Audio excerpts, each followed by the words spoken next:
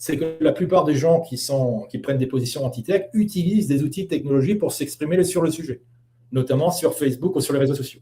L'idée, dans les 6 à 8 mois qui viennent, est de développer une plateforme avec plusieurs millions de quiz sur des sujets extrêmement variés. Si Wikipédia d'aventure, elle arrivait à devenir une entreprise commerciale à but lucratif, à mon avis, elle aurait une valorisation qui serait de l'ordre de 1000 milliards de dollars.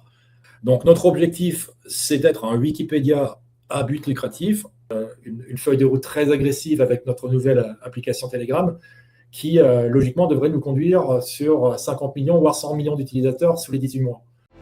Bienvenue dans le JTT Show. Je suis David Basso. JTT, c'est jamais trop tard. Jamais trop tard pour apprendre, progresser et devenir meilleur. C'est parti. Bonjour à toutes, bonjour à tous. Aujourd'hui, j'ai le plaisir d'accueillir sur la chaîne Dom Einhorn. Salut Dom. Salut David, tu vas bien? Super, merci. J'espère que toi aussi, aujourd'hui, on a des belles choses à se dire. Une plage horaire qui n'est pas la même, mais bon, on est là. On va en parler. Voilà, ouais, tout à fait. Tout à fait. Aujourd'hui, on va parler de Masters of Trivia. Ton projet, ton activité principale aujourd'hui, une machine à cash, une machine à apprendre. On va en parler, on va en discuter tous les deux.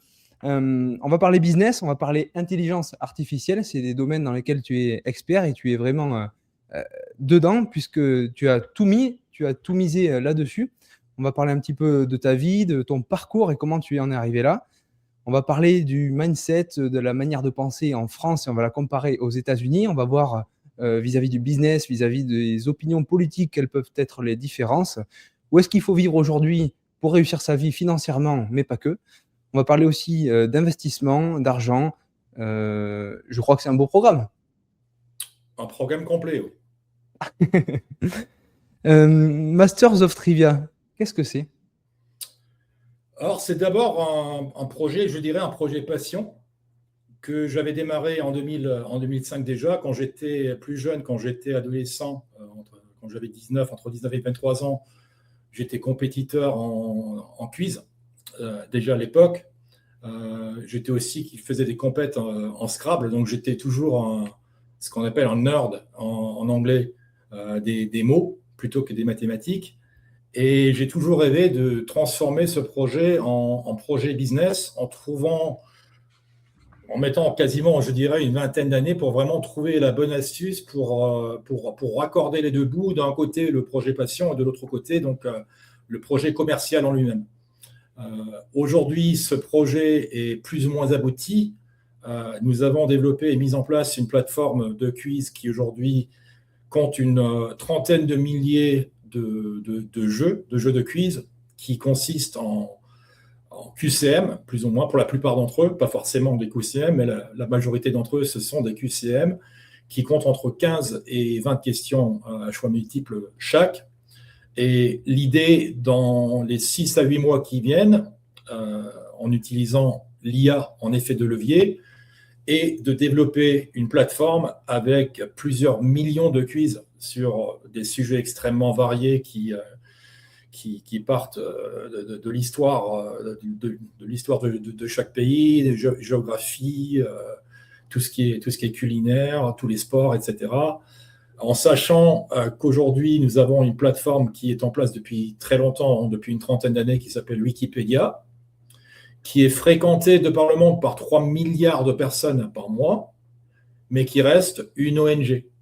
Donc, au départ, Wikipédia a fait un choix délibéré d'établir une ONG dans le but d'éduquer le monde. C'est une entreprise qui a extrêmement bien réussi sur ce sujet, dans ce créneau.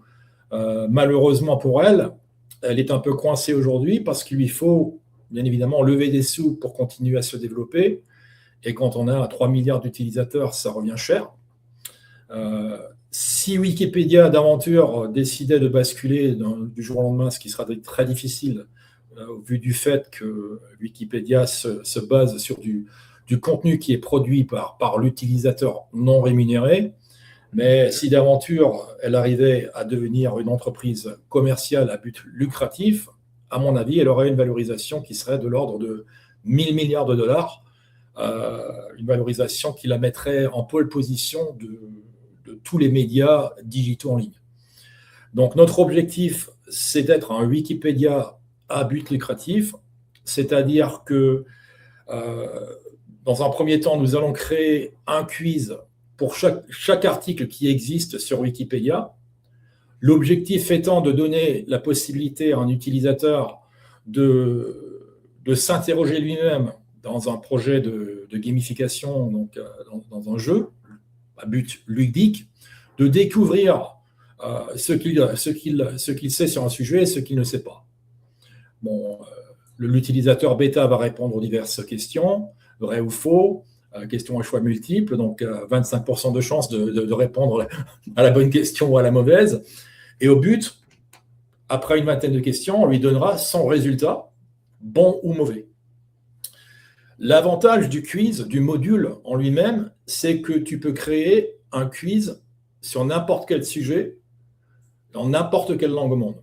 Donc, il s'agit d'un outil de contenu, d'un module de contenu qui est extrêmement flexible à tous les niveaux. Tu arrives à un niveau de granularité qui devient très intéressant pour les annonceurs.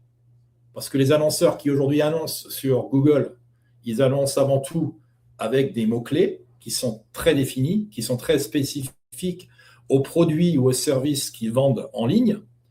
Et nous, de notre côté, on arrive avec une big data qui est plus riche que celle de Google à ce niveau-là, où dans un cas de figure extrêmement défini et très précis, tu peux avoir un quiz sur Hawaï, et bien évidemment, tu intéresseras une compagnie aérienne comme Hawaiian Airlines pour devenir le sponsor de ce quiz, parce que l'avantage aussi, contrairement à un écosystème comme Meta, c'est-à-dire Facebook ou Google, c'est que dans notre écosystème, il y a une exclusivité pour l'annonceur. Il n'y a qu'un seul annonceur sur chaque quiz et on aligne parfaitement le contenant et le contenu. Donc, je dirais plutôt le contenu et le contexte. Le contenu représentant le quiz en lui-même et le contexte représentant la valeur commerciale, l'annonceur qui désire annoncer sur ce quiz, justement parce qu'il est extrêmement ciblé. On cible avec une précision chirurgicale l'intérêt de l'utilisateur final. C'est très intéressant. Et du coup, tu vois, je voulais basculer sur Enfin, il y a deux thématiques à aborder. Il y a l'apprentissage d'une part et puis le business d'autre part. On a déjà un peu fait l'approche des deux. Je voulais faire une petite remarque, vu qu'on va parler des États-Unis. Masters of Trivia, Learning Gamified. Tu as cette je sais pas comment on peut dire, cette petite phrase qui résume un peu le but de cette application, de ce jeu. Ça sonne mieux en anglais qu'en français. Hein. Tu peux c'est clair. Donc, en vrai, donc, notre tagline, comme on dit en anglais, c'est Knowledge Gamified, c'est-à-dire l'éducation gamifiée. Et non pas le contraire, c'est-à-dire non pas gamification of knowledge. Donc, en fait, ce qui arrive en premier, c'est l'éducation. Et pour en revenir à l'éducation pure et dure, on vient de nous décerner en octobre dernier un des plus gros prix dans la tech au monde. Il s'agit d'une organisation, d'une ONG qui est basée à Helsinki en Finlande, qui s'appelle 100 ED majuscule pour éducation, qui nous a décerné le prix de l'EdTech émergente dans le domaine de l'éducation pour 2026. Donc, on n'était même pas au courant. Il y a plus de 300 chercheurs, de professeurs, etc., qui se sont réunis, qui se réunissent 2 fois par an et qui ont décidé que Masters of Trivia était une des plateformes émergentes et nous ont décerné ce prix pour l'année 2026. Ok. Il y a une réflexion qui me vient là, c'est, tu sais, tu as déjà entendu la citation read what you like until you like to read. Tu as déjà entendu ça? C'est plus ou moins ça. Donc, je suis entièrement d'accord. Donc, et je veux dire, ça me fait penser à ce que tu as dit. Oui. Dans le sens où tu vas faire des quiz sur les sujets qui t'animent, tu vas y prendre goût et peut-être ça va élargir tes horizons de tiens, j'ai envie d'apprendre sur cette thématique et tu vas y prendre goût grâce à cette appli. Enfin, ça m'a fait cet effet, moi, en l'essayant, tu vois. Oui, je veux dire, déjà tout jeune, on sait très bien que les enfants préfèrent jouer, bien évidemment.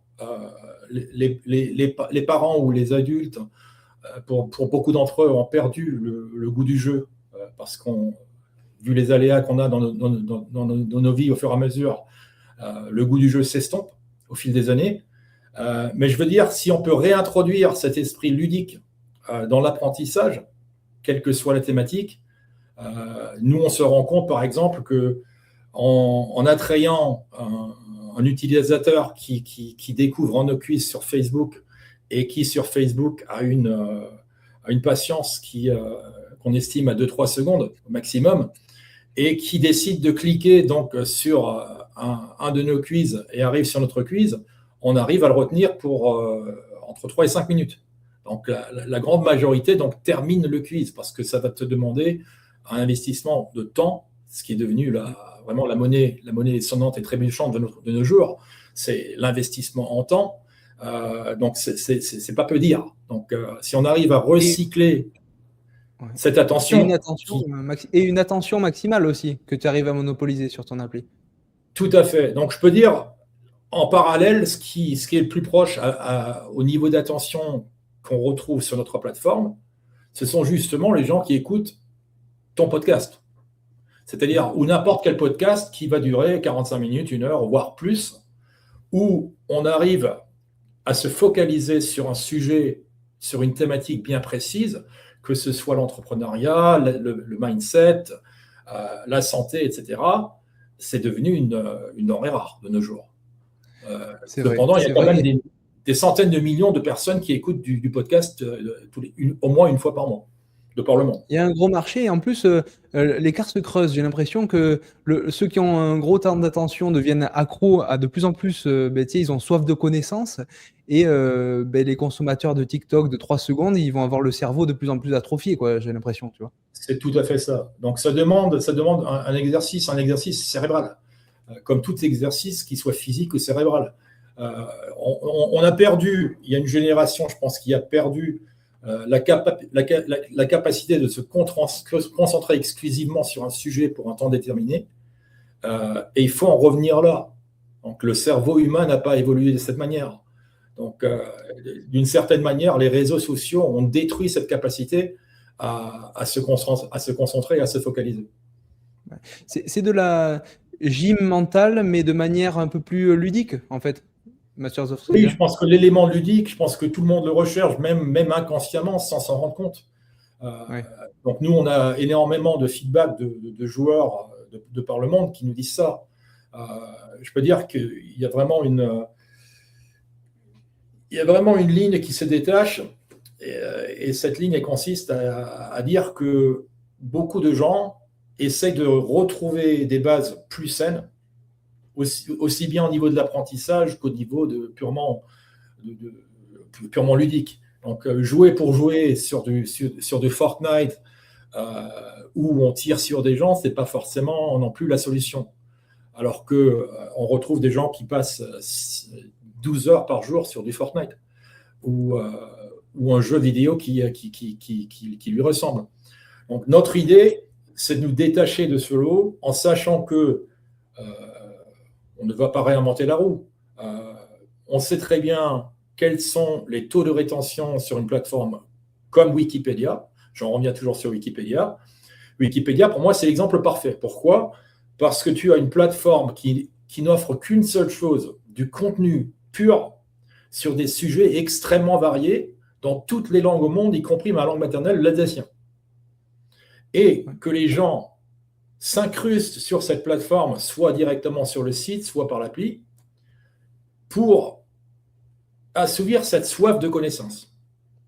Le problème que je vois avec Wikipédia, c'est un modèle qui date quand même d'il y a 25-30 ans. Donc c'est un modèle qui commence à vieillir un petit peu. Nous, ce qu'on aimerait offrir à toutes ces personnes qui s'intéressent, qui s'intéressent à des thématiques très précises, c'est un écosystème où ils peuvent systématiquement s'interroger sur ces sujets dans un environnement ludique. Donc, admettons que nous lisions ensemble l'article Wikipédia sur le détroit d'Ormuz, sujet d'actualité. On lit l'article sur Wikipédia, et bon, on termine l'article et c'est fini. Mais Nous, ce qu'on va offrir, par le biais de Masters of Trivia, c'est un élément ludique qui permet à tout un chacun de vérifier leurs connaissances sur le sujet par des questions à choix multiples et, s'ils le décident, à eux de voir, de potentiellement participer dans des tournois multiplayer sur des sujets extrêmement variés, comme par exemple, d'ici le 10 juin, la Coupe du Monde de foot. Ok. Et tu vois, ça, c'est très bien réalisé, c'est ton how, ton pourquoi, ton comment, pardon. Maintenant, qu'est-ce que c'est ton why, qu'est-ce que c'est ton pourquoi quand tu as créé cette application, ce concept finalement?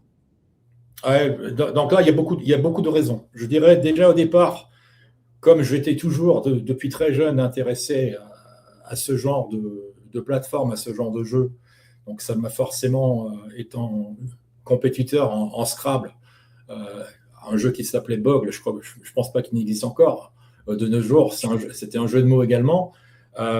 J'ai toujours recherché ces dimensions sur Internet sans forcément pouvoir les trouver. Donc, tu as énormément.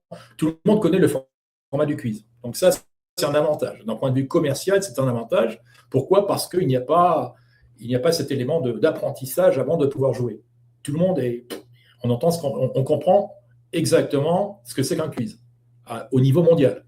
Ensuite, le vrai pourquoi, c'est qu'aujourd'hui, de par le monde, tu as 2,5 milliards de personnes, un tiers de la population mondiale, qui regardent des émissions de quiz à la télé réactivement sans pouvoir y participer.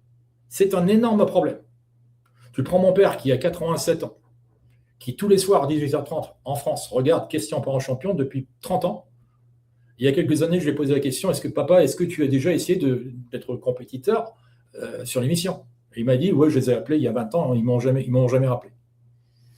Et donc, tu as cette frustration latente de par le monde où une infime partie, un infime pourcentage des personnes qui regardent de façon réactive ces émissions de quiz pourront participer. Nous, ce qu'on a décidé de faire, c'est d'enlever tous ces obstacles, de démocratiser l'accès à ce genre de plateforme, de permettre à tout un chacun de participer et de potentiellement gagner. Et mon objectif, dans les mois qui viennent, on est déjà en train de démontrer à une échelle plus réduite aujourd'hui, c'est de démontrer qu'il y a des gens qui possèdent énormément de connaissances de par le monde et que quand on les met ensemble dans un tournoi multiplayer, ce n'est pas forcément les favoris qui gagnent. Donc déjà, on s'en rend compte. On a un gars d'un village indien qui a gagné une de nos compètes il y a quelques semaines. Il y a des gens de par le monde qui maintenant peuvent participer et c'est la raison pour laquelle on a décidé de construire cette plateforme. Ok, mais la raison est noble, elle est belle. Je voulais parler maintenant de l'aspect, puisque maintenant on sait à peu près ce que c'est. D'ailleurs, je vous invite tous, je mettrai le lien pour télécharger l'application. C'est une application téléchargeable sur Apple Store, Google Play. Apple Voilà, sur Store, l'ordi aussi. Android, gratuite. Ok, super. Je mettrai le lien dans la description, que j'encourage les gens à aller tester. Je trouve que c'est sympa dans cette époque où on a du mal à se concentrer. Voilà, la cause est noble. Et ce qui m'impressionne aussi, parce qu'on est là aussi pour parler business, c'est que, comme tu as dit tout à l'heure, tu cibles tellement en fait la personne qui va faire un test, par exemple sur la marque Apple. C'est le rêve pour soit Apple, soit pour un concurrent pour vendre des accessoires Apple, par exemple, ou des choses comme ça. Au niveau granularité, on ne peut pas mieux faire. C'est pour ça que j'en reviens toujours à Wikipédia. Imagine aujourd'hui que Wikipédia ouvre ses portes à une petite dimension commerciale. Ouais. Ce serait un raz-de-marée. Parce que C'est vrai, hein. tous les annonceurs iraient cibler systématiquement des articles qui correspondent exactement aux produits, aux services qu'ils vendent, avec un taux de conversion qui est faramineux. Ouais. Tes sources de... Parce que tu es le seul, donc tu l'as créé tout seul, Masters of Trivia? Tout seul avec mon équipe. Donc, je ne travaille jamais seul.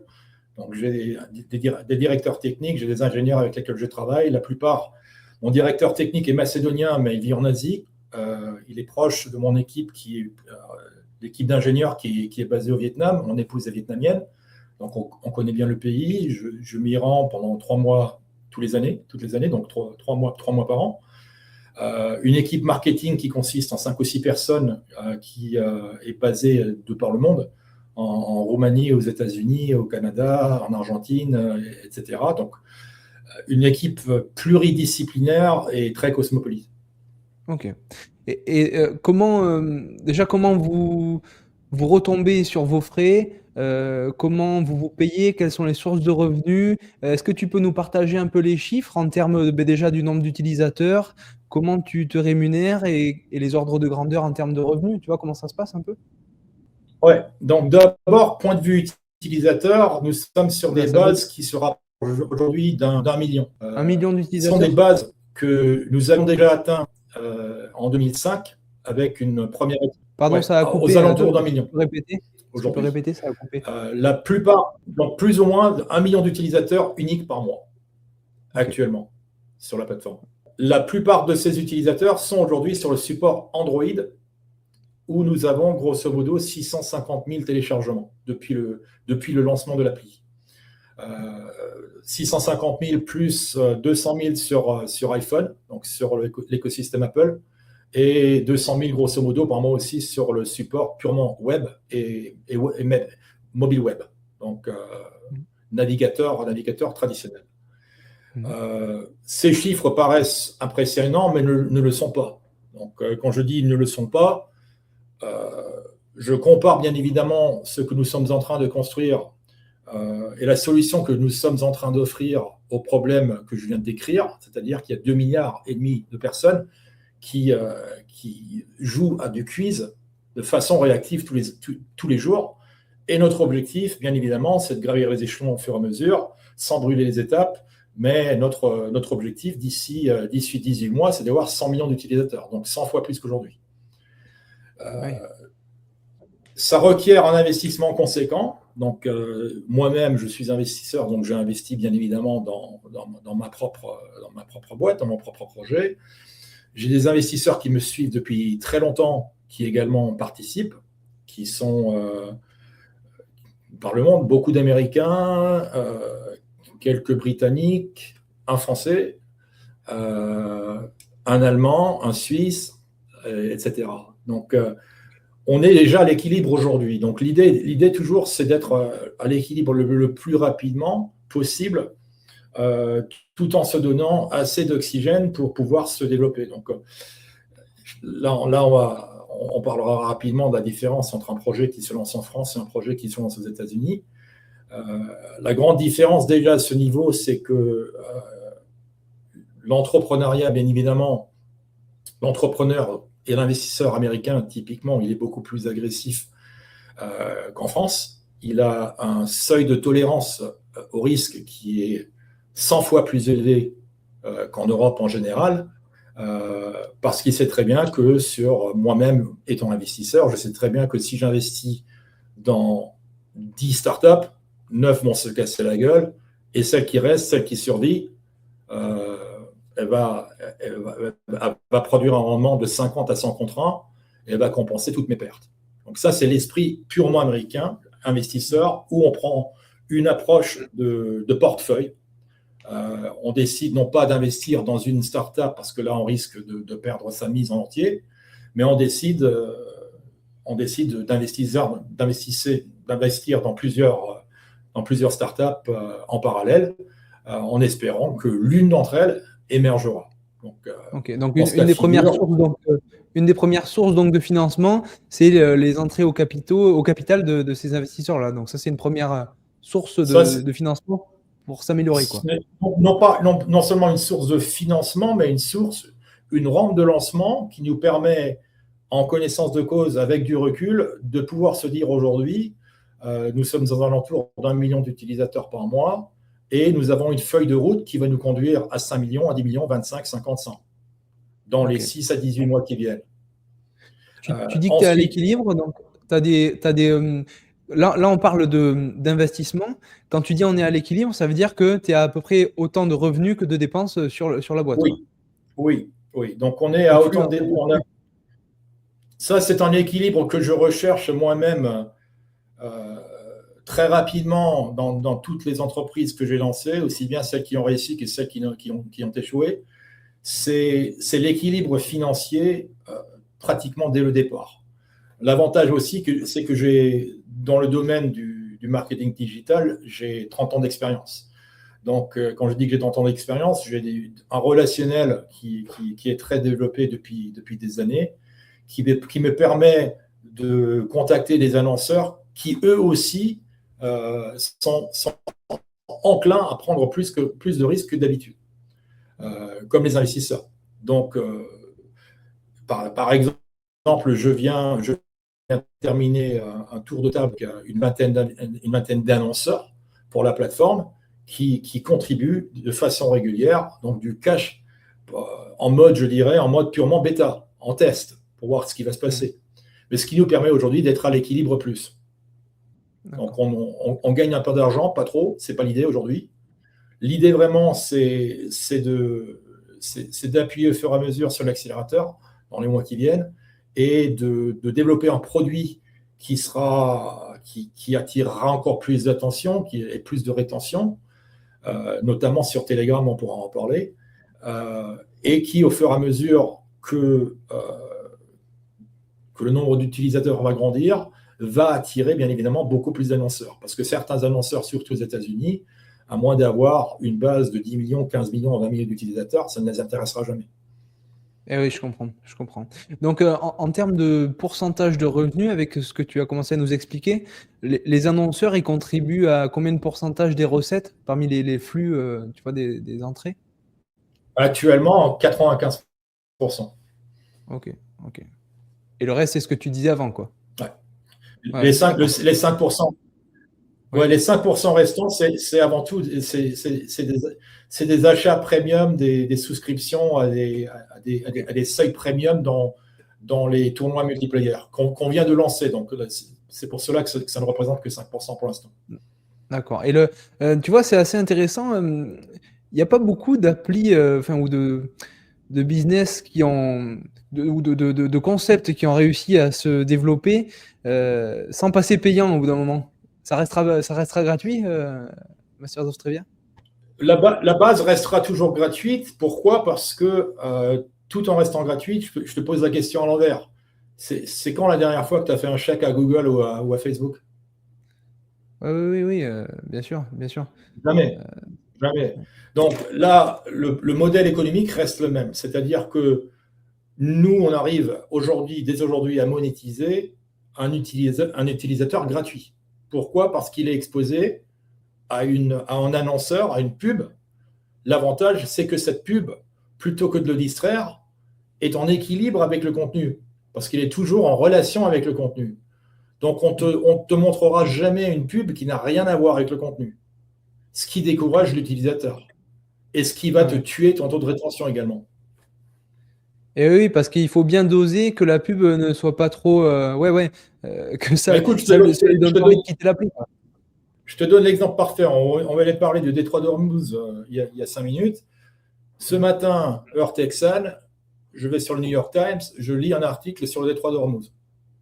Au sein de cet article, je vois une pub pour Chase Bank, donc une banque traditionnelle. Et franchement, oui, je suis dans le domaine, mais ça me choque. Donc, je lis un article, et déjà, numéro 1, je vois une pub qui n'a rien à voir avec le contenu. Donc, forcément, le taux de clic, il est mort. Mais en plus de ça, on parle de pertes humaines, de gens qui meurent, et on m'encourage à établir un compte bancaire en ligne. Donc, non seulement tu vois, non seulement le ROI, donc le retour sur investissement pour la banque, elle est de 0, il est négatif. Pourquoi est-il négatif? Parce que ça donne une image de la banque qui n'est pas la bonne. Ouais, tout à fait. Et moi, j'ai envie de te poser la question. Tu mets quoi comme pub pour le quiz du Détroit d'Ormuz? Comme pub. Pour nous, ce genre de contexte, ce genre de contenu va avoir un contexte régulier qui va les encourager à rejoindre notre plateforme de tournois multiplayer.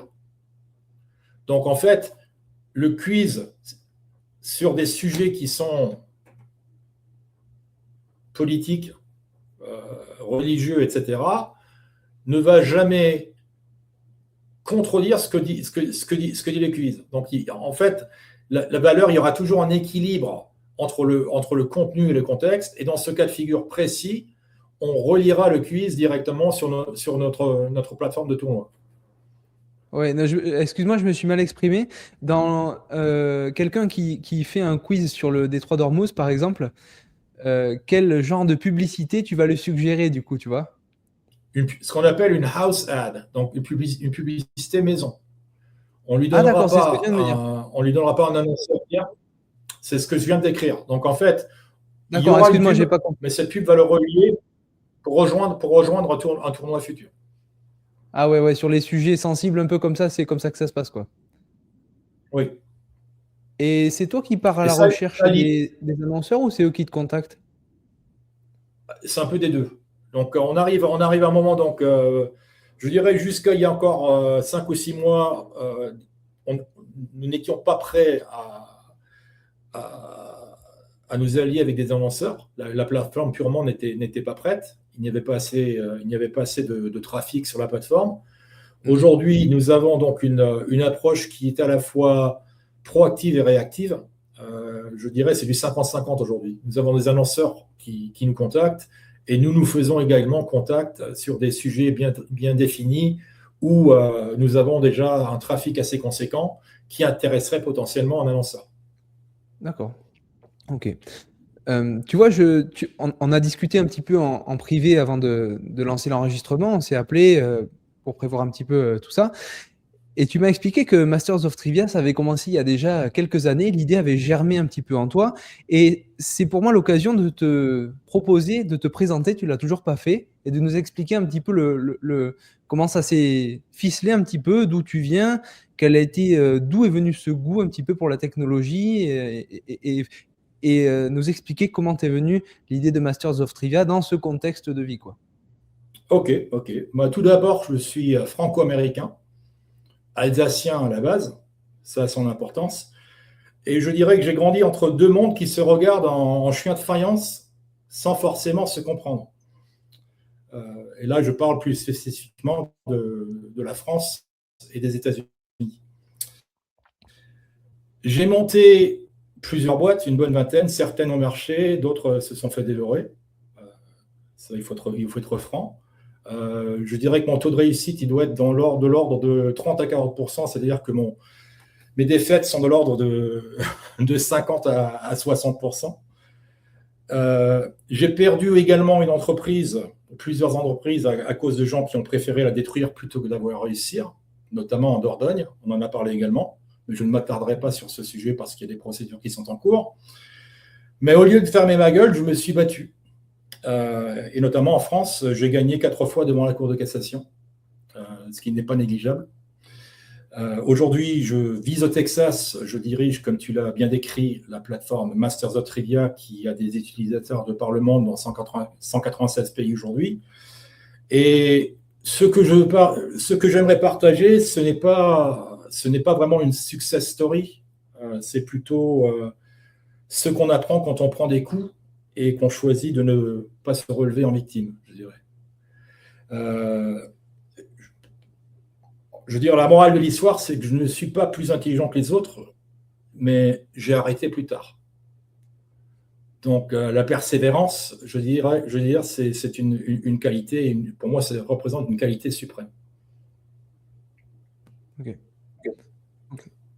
Ça te convient comme Ouais, description? ouais, non, mais c'est très bien, c'est très bien. Explique-nous un peu quelle formation tu avais, comment tu étais dans quoi? Je veux dire, à 18 ans, tu étais qui? Quel était ton. Tu sais, souvent, on a un petit peu, par rapport à notre contexte familial, une voie tout tracée, si on continue, tu vois? Et, La mienne ne l'était pas du tout. Ouais, ah bon? ouais. Non, du C'est-à-dire? tout, du tout. J'ai une formation littéraire à la base. Ouais. Donc, j'ai fait Cagne, Hippocagne à Saint-Cyr-l'École. Donc, formation plus que littéraire. Mais là aussi, tu vas voir qu'il y a une énorme différence entre l'état d'esprit en France et l'état d'esprit aux États-Unis. Aujourd'hui, moi, je rencontre tous les jours des jeunes qui qui sont entièrement autodidactes, mais qui sont des génies en physique, en chimie, en IA, etc. Et tout a changé, tout a de façon dramatique. Tu vois, quand tu montes ton CV aux États-Unis, ton CV il est basé sur l'expérience. Il n'est jamais basé sur tes connaissances plus ou moins scientifiques ou sur ton CV. Ça n'existe pas, ou je dirais ça n'existe plus. Moi, j'ai toujours aimé, j'ai toujours adoré donc, tout ce qui était littéraire. Quand j'étais très jeune, donc à l'âge de 4 ou 5 ans, j'étais un lecteur vorace en langue française, allemande et alsacienne, donc je lisais tout ce qui me tombait sous la main. J'ai lu très très tôt tous les romans de Jules Verne, donc j'étais accro à une science-fiction 1.0, Jules Verne, et je me suis dit en lisant ces romans que tout était possible. Tu vois, ça vraiment. Et là, on parle de littérature française, on parle, pour ce qui me concerne, d'un monument de la littérature française, surtout en ce qui concerne l'entrepreneuriat. Je dirais que tout jeune entrepreneur qui n'a pas lu Jules Verne, il ne sait pas ce qu'il rate. Il devrait absolument lire Les 20 milieux sous les mers, Voyage autour de la Terre, Voyage au centre de l'univers, etc., etc. Donc ça te donne une dimension bien avant l'heure, parce que bon, Jules Verne, il a quand même décrit le voyage à la Lune une centaine d'années avant qu'on atterrisse sur la Lune, alors que les gens se disaient que c'est complètement loufoque. Donc toutes ces lectures dès un très jeune âge, m'ont démontré que tout était possible. Donc quand tu imagines un truc dans ta tête et que tu exécutes, et c'est vraiment le mot clé, et je pense que c'est un mot qui reprend tout son sens, c'est-à-dire qu'une idée à elle seule ne vaut pratiquement rien. Tu vois, tu as tes entrepreneurs qui viennent vers toi et qui te disent « Ah, j'ai une idée incroyable.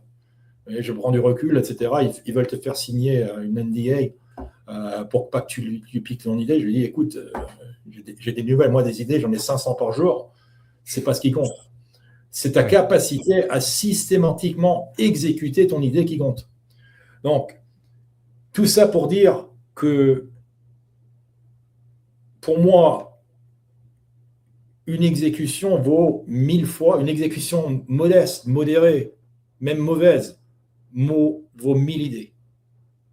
Ouais. La valeur vraiment de l'exécutif, c'est ce qui va démontrer ta capacité à subsister à tes besoins, à submerger, à te tirer au-dessus du lot au fil des années. Être entrepreneur, ce n'est pas simple. Je dirais, avec le recul de 35 ans en tant qu'entrepreneur, et également en tant qu'investisseur qui investit dans des entrepreneurs, je peux dire que sur 100 entrepreneurs, 99 ne devraient jamais l'être, malheureusement. Il faut vraiment être extrêmement coriace, il faut savoir se retrousser les manches, il faut savoir se faire abattre et se relever, il faut savoir continuer à bosser durant des périodes de disette où tu ne gagnes strictement rien. Moi, je suis passé par des années dans les années 90 à développer ma première affaire sans gagner en rond, jusqu'au moment où j'ai un appel d'une société cotée en bourse qui veut racheter ma boîte. C'était un vendredi et je n'arrivais même pas à boucler ma fin de mois. Donc, c'est ce qui m'a sauvé. Donc, c'était juste avant le gomme. Tu vois ce que je veux dire? Et là, il faut vraiment, c'est pas forcément une capacité qui se développe. D'une certaine manière, on arrive à la développer au fur et à mesure. On arrive à devenir un peu plus coriace au fil des années. C'est normal, avec l'expérience. Mais je veux dire, à mon avis, on est quand même né avec un petit grain. Tu vois?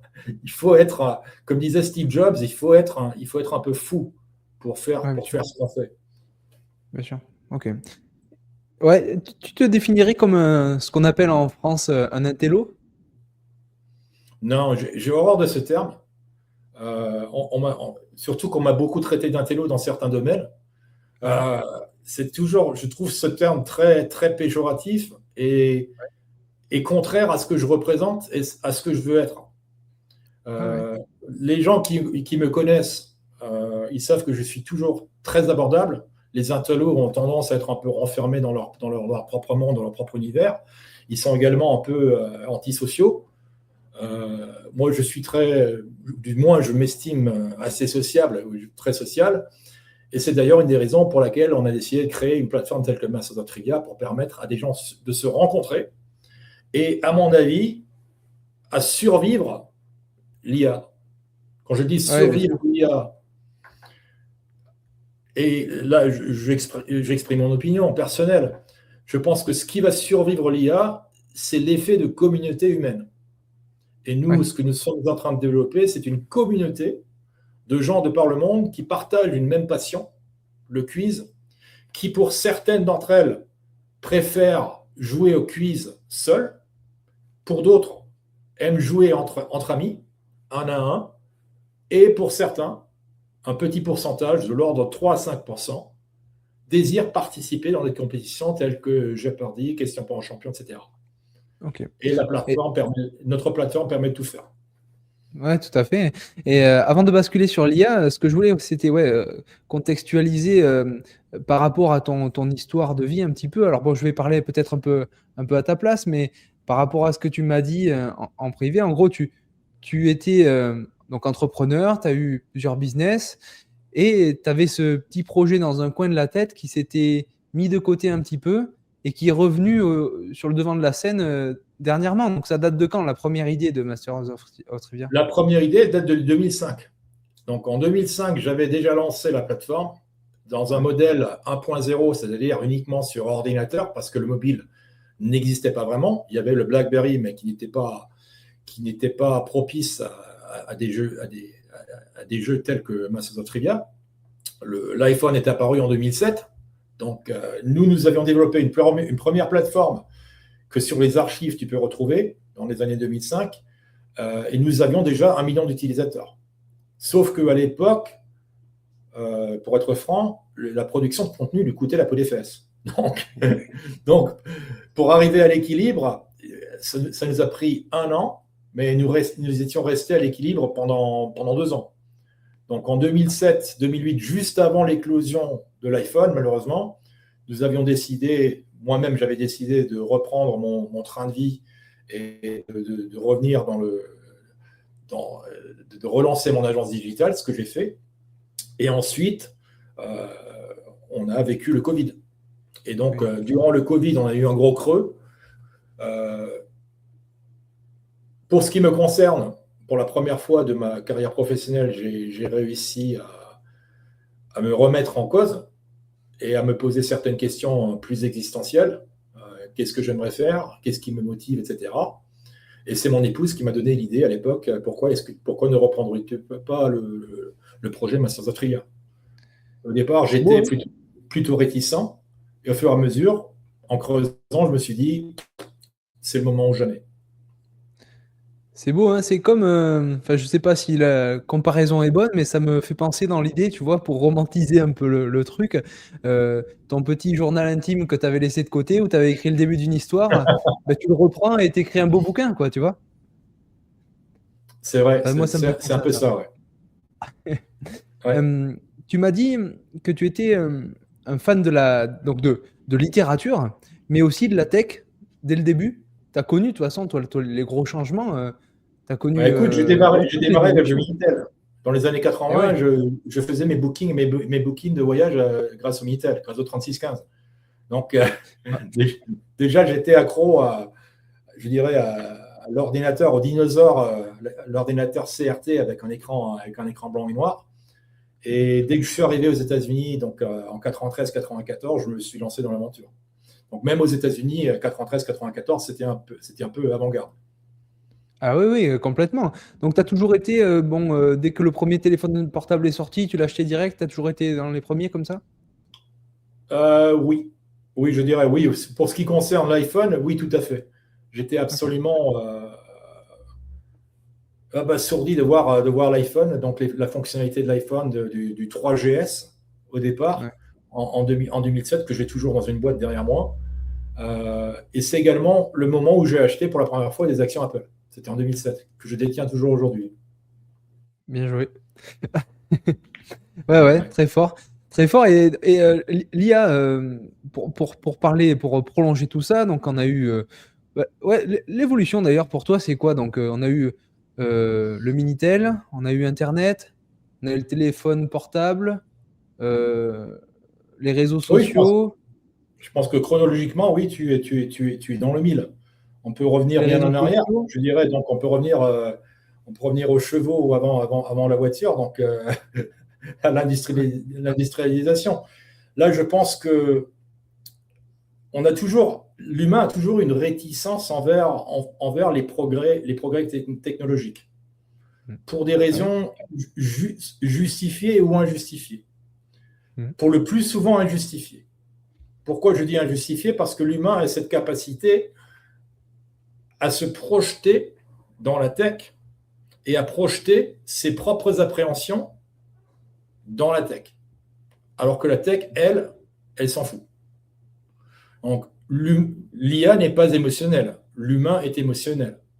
Mhm. Donc, quand l'humain va te dire ah, cette IA va tous nous tuer demain, elle est également motivée par une dimension cinématographique qui n'est pas forcément la bonne. Je parle de Black Mirror, Terminator, etc., où bon, on disparaît tous, où les machines vont tous nous tuer.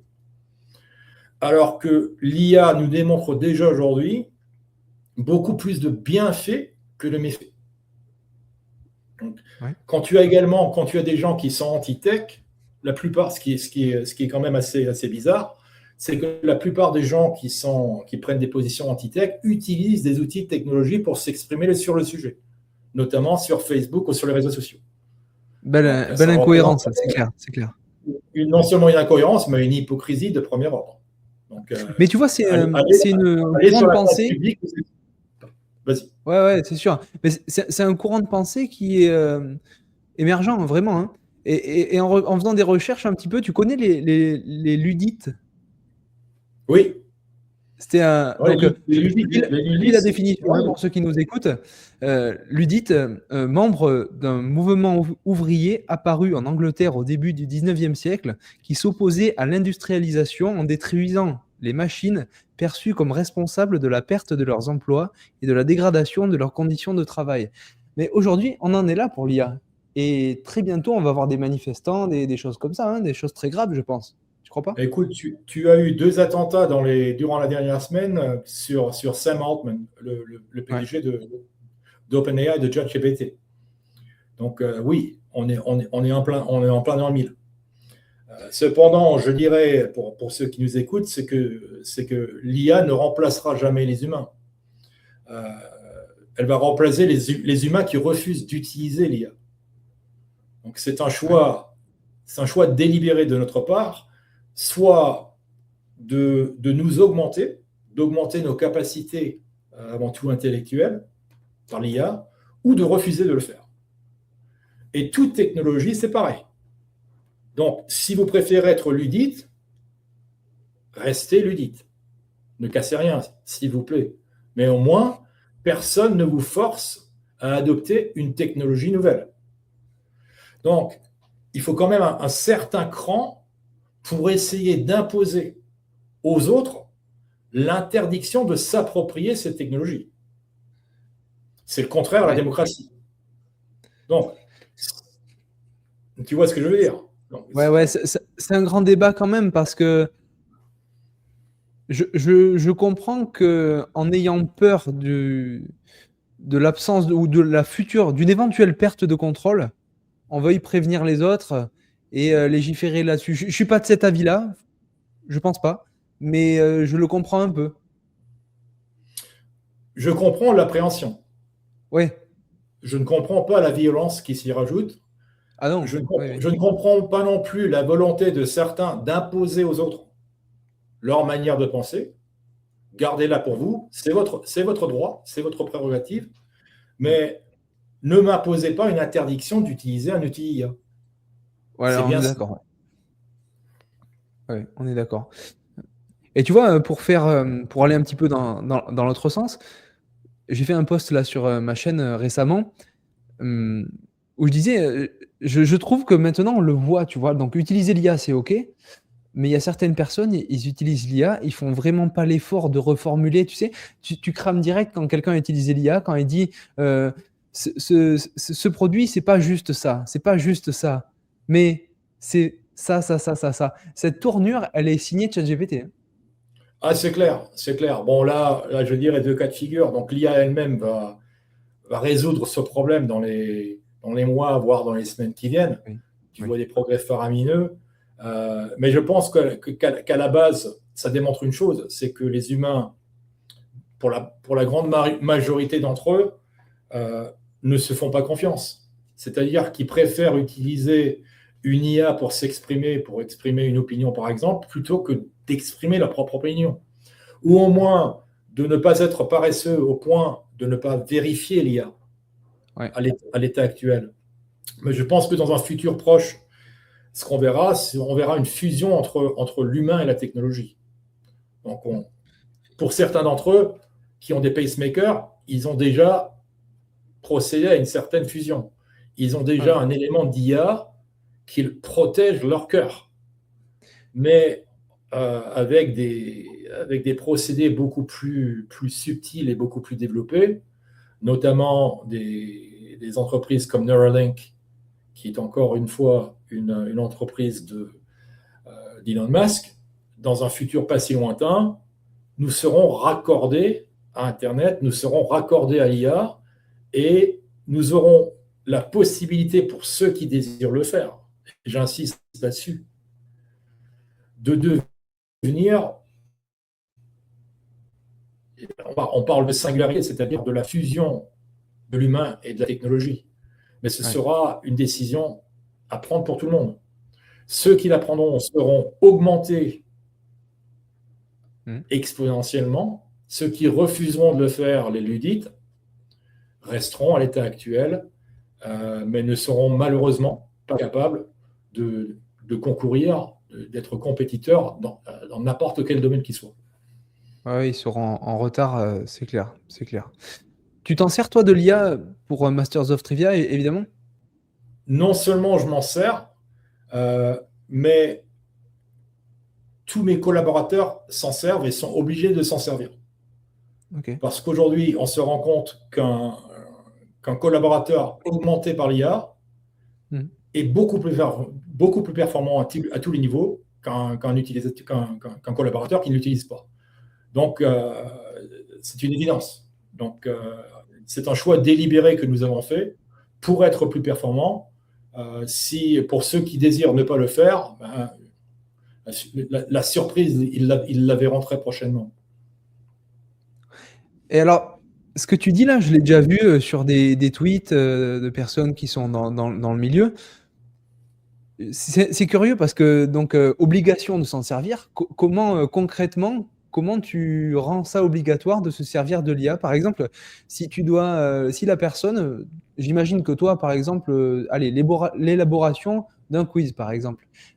Si la personne, elle se sent d'avoir la créativité de le faire et qu'elle a les connaissances, tu l'obliges quand même à utiliser l'IA? C'est dans le contrat de travail. Donc là, je vais te donner un petit historique dans la création de quiz. Ouais. Il y a encore un an, tous les quiz sur Masters of Trivia étaient créés par un humain à 100%. Il y a 6 mois, c'était plutôt du 50-50, où on utilisait déjà en effet de levier de l'IA devenue plus performante, notamment GPT-4, pour créer du quiz et qui était ensuite vérifié par un humain. Aujourd'hui, on en arrive à un point où il est trop dangereux pour un humain de créer un quiz et c'est l'IA qui systématiquement produit du quiz et vérifie ses propres questions-réponses. Donc l'IA sur ce domaine-là est déjà beaucoup plus performante que n'importe quel humain, numéro 1. Numéro 2, comme je l'ai dit au début du podcast, notre objectif, c'est de développer des millions de quiz sur tous les sujets. Il nous serait complètement impossible d'utiliser des humains, il nous en faudrait 1 million, pour créer ce niveau de contenu. Oui.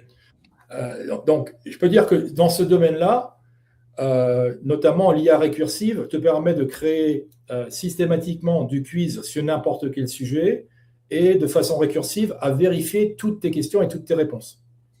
en live. Mhm. Donc, pour nous, et pour en revenir également à cette obligation, entre guillemets, moi, je ne vois pas du tout ça comme une obligation. Je vois ça comme un élément de production.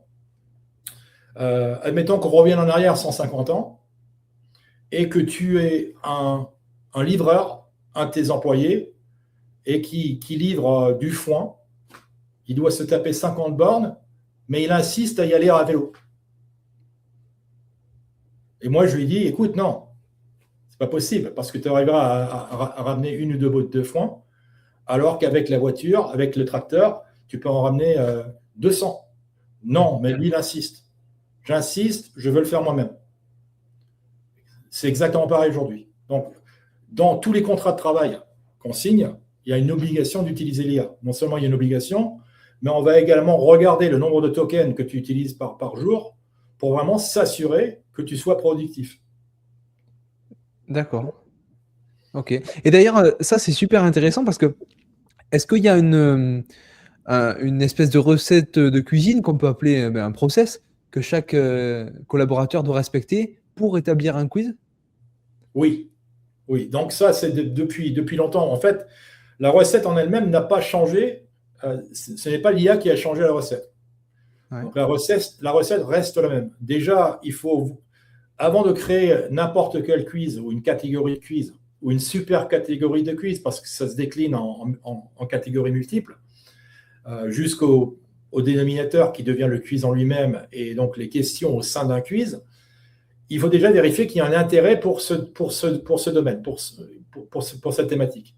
Donc, je prends un exemple concret. Un de nos quiz les plus recherchés, l'assassinat de John Kennedy.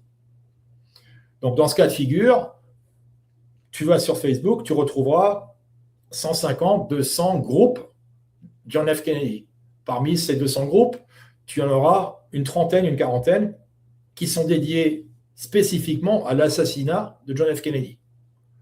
Donc là, je vois qu'il y a déjà un intérêt existant avant même que je produise le quiz.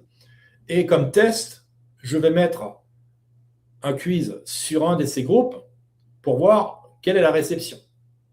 Donc il y a des gens qui vont immédiatement cliquer dessus, qui vont jouer, et on prend ce qu'on appelle en anglais la feedback loop, la boucle du feedback. Des gens qui vont nous dire il y a peut-être une erreur ici, etc. C'est trop long, c'est trop court, etc., etc. Et on incorpore ce feedback directement avec de l'IA. On l'injecte directement dans la création d'un nouveau contenu. Donc voilà comment on procède. Donc c'est pas de l'a priori. On utilise de la data en contenu qui nous parvient de par le monde avec des gens qui se connectent sur la plateforme et qui jouent au quiz, qui répondent aux questions. Et au fur et à mesure, la plateforme devient plus intelligente et apprend. Ouais. Ok. Pour en revenir à l'IA, de manière plus globale, toi, tu es vraiment de l'avis que l'IA, c'est une bonne chose. On peut s'en servir pour une cause noble. Les ludites, les fameux ludites, le fameux courant anti-IA, c'est finalement des personnes, pour beaucoup, qui sont ce qu'on pourrait appeler des décroissants technologiques. Toi, si j'ai bien compris, tu penses spécialement l'inverse. Tu penses que l'IA va nous permettre d'obtenir des taux de croissance très élevés, économiques? J'en suis absolument convaincu. Moi, pour te dire, et là, on est quoi? Aujourd'hui, on est le 26 avril. Moi, ma prédiction, et là, je parle des US, alors que tout le monde table sur des taux de croissance. Là, je parle tout simplement du PIB il faut faire confiance au PIB. Mais je veux dire, si on parle des taux de croissance traditionnels mesurés par le PIB, où la Banque centrale s'attend à un taux de croissance entre 2,5 et 3% aux États-Unis, moi, je m'attends entre 7 et 10% sur l'année, malgré la guerre en Iran, malgré les aléas politiques.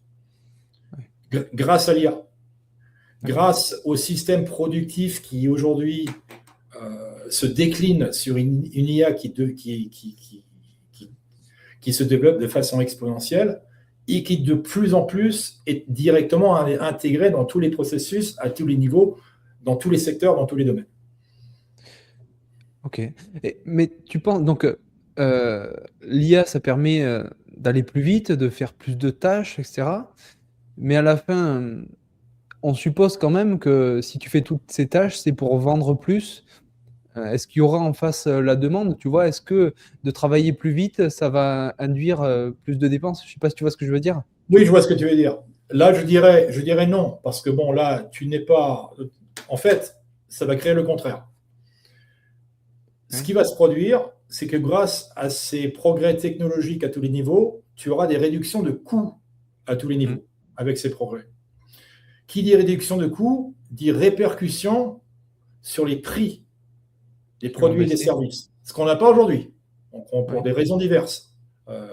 Une inflation aujourd'hui, on aura une déflation demain, grâce à l'IA. Donc, qui dit réduction de coûts, dit démocratisation de certains produits qui aujourd'hui sont des produits de luxe qui ne le seront plus demain. Mm. Au fur et à mesure, la valeur unitaire va s'effriter, les produits vont se démocratiser et dans 5 ans, peut-être moins que dans 5 ans, peut-être dans 3 ans, nous aurons une gratuité relative de certains produits et services qui aujourd'hui nous est entièrement inconnue. Ok. Donc, est-ce qu'il y aura plus de richesse qui sera créée? Pour l'instant, oui, et la richesse est avant tout au top, malheureusement. Mm. Est-ce que cette richesse va se répercuter vers la classe moyenne, vers les classes basses? Aujourd'hui, je dirais que ce n'est pas encore le cas. Au fur et à mesure, absolument oui, parce que le marché va se répandre, va s'étendre. Je prends un exemple. Quand les premiers appareils téléphones, les smartphones sont apparus, seuls les riches pouvaient se les permettre. Ouais. À une époque où tu essayais de faire un appel, hop, l'appel crash, etc. La connexion était mauvaise, tu n'avais pas assez de bande passante, tu n'avais pas encore de vidéo, etc. Donc au fur et à mesure, le produit s'est amélioré. Au fur et à mesure, le produit est devenu de moins en moins cher, jusqu'à une certaine, je dirais, une gratuité relative, pas entièrement gratuite, mais aujourd'hui, même les consommateurs les moins aisés possèdent un appareil portable et ont accès à Internet. Grâce à cette démocratisation qui n'aurait jamais eu lieu sans le capitalisme, quand je dis capitalisme, qui n'aurait jamais eu lieu sans un investissement massif dans cet outil productif qui a conduit à une dégradation unitaire des prix jusqu'au moment où tu as une démocratisation où tout le monde peut se le permettre. Ouais, tout à Là, fait. Et donc, si j'ai bien suivi ta réflexion à la base, c'est que tu penses que à terme, on va retrouver du pouvoir d'achat qui va redonner du pouvoir de consommation, qui va relancer la boucle de consommation. C'est un peu ça je que tu dirais plus voulais dire, loin. non? J'irai plus loin que ça. Je dirais le système monétaire va complètement s'effriter. On va en venir à un moment, je dirais, dans les 3 ou 5 ans qui viennent. J'en reviens toujours à cette gratuité relative. Donc la gratuité, tu vois la courbe qui commence à toucher vers les zéros, la longue traîne, mais qui ne touche jamais zéro. Donc quand tu as un produit aujourd'hui comme l'IA qui déjà est assez bon, mais demain on ne parlera même plus de l'IA parce qu'elle sera intégrée dans tout. Et que tout un chacun y aura accès sans forcément le savoir. Donc tu auras renouvelé ta carte vitale, ce sera de l'IA qui le fera. Ton permis de conduire, ce sera pareil. Et ce que tu auras, ce n'est pas forcément un pouvoir d'achat accru, mais une tarification largement, exponentiellement décrue. Tu vois ce que je veux dire? Et donc Oui, une oui, oui. nouvelle donne économique où la valeur unitaire sonnante et trébuchante ne sera plus la même. Il faudra réinventer le modèle économique. Pourquoi? Parce que l'IA va produire un effet exponentiel de désinflation qui va rendre la majorité des produits et des services gratos. Et donc, à Et quoi alors sert, là, à quoi sert l'argent? oui, non, mais attends, parce que là, je rebondirai sur ce que tu dis en te disant, c'est valable pour les tâches abstraites un peu, tu vois. Bon, après, peut-être que la robotique, j'écoutais justement Au départ, l'interview au de. départ. Donc ça, c'est une petite aberration qu'il faut expliquer aux gens qui nous écoutent. Ouais. Donc au départ, tout le monde s'était dit, quand on a entendu parler de l'IA, que ce sera avant tout donc pas les cols blancs, mais les cols bleus qui disparaîtront, etc., les plombiers, les électriciens, etc., etc. Sauf qu'on ne s'est pas rendu compte que, en fait, c'est l'inverse. Ce qui va disparaître au départ, c'est ton expert comptable, c'est ton juriste, etc. C'est tout ce qui est purement intellectuel. Parce que qui dit purement intellectuel, on parle de logiciel, on parle de software. Et les progrès exponentiels sont beaucoup plus rapides et plus simples au niveau du software, du logiciel, qu'ils le sont au niveau du hardware et du produit fini. Donc là, avec tout ce qui est produit connecté, notamment la robotique, ça prendra un peu plus de temps. Pourquoi? Parce que une des choses les plus difficiles à faire, par exemple, c'est le travail d'un cuistot ou d'une mère qui fait la cuisine dans la cuisine ou du père qui fait la cuisine. Pourquoi? Parce que l'environnement est entièrement différent d'un endroit à l'autre, d'un domicile à l'autre. C'est le chaos, c'est pas. Ouais. Les couteaux sont ici, les cuillères sont ici, le frigo il est là-bas, etc., etc.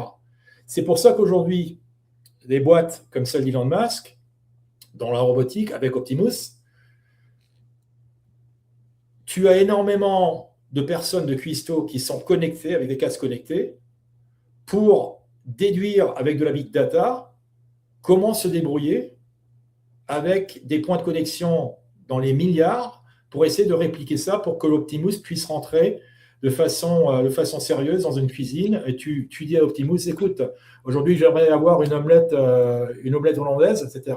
Tu vas d'abord me chercher des œufs dans le poulailler, etc. Tu vas me les ramener, tu vas bien les nettoyer. Et j'aimerais l'omelette de cette façon, etc., avec du persil, avec de l'ail, et il va te le faire. Ouais.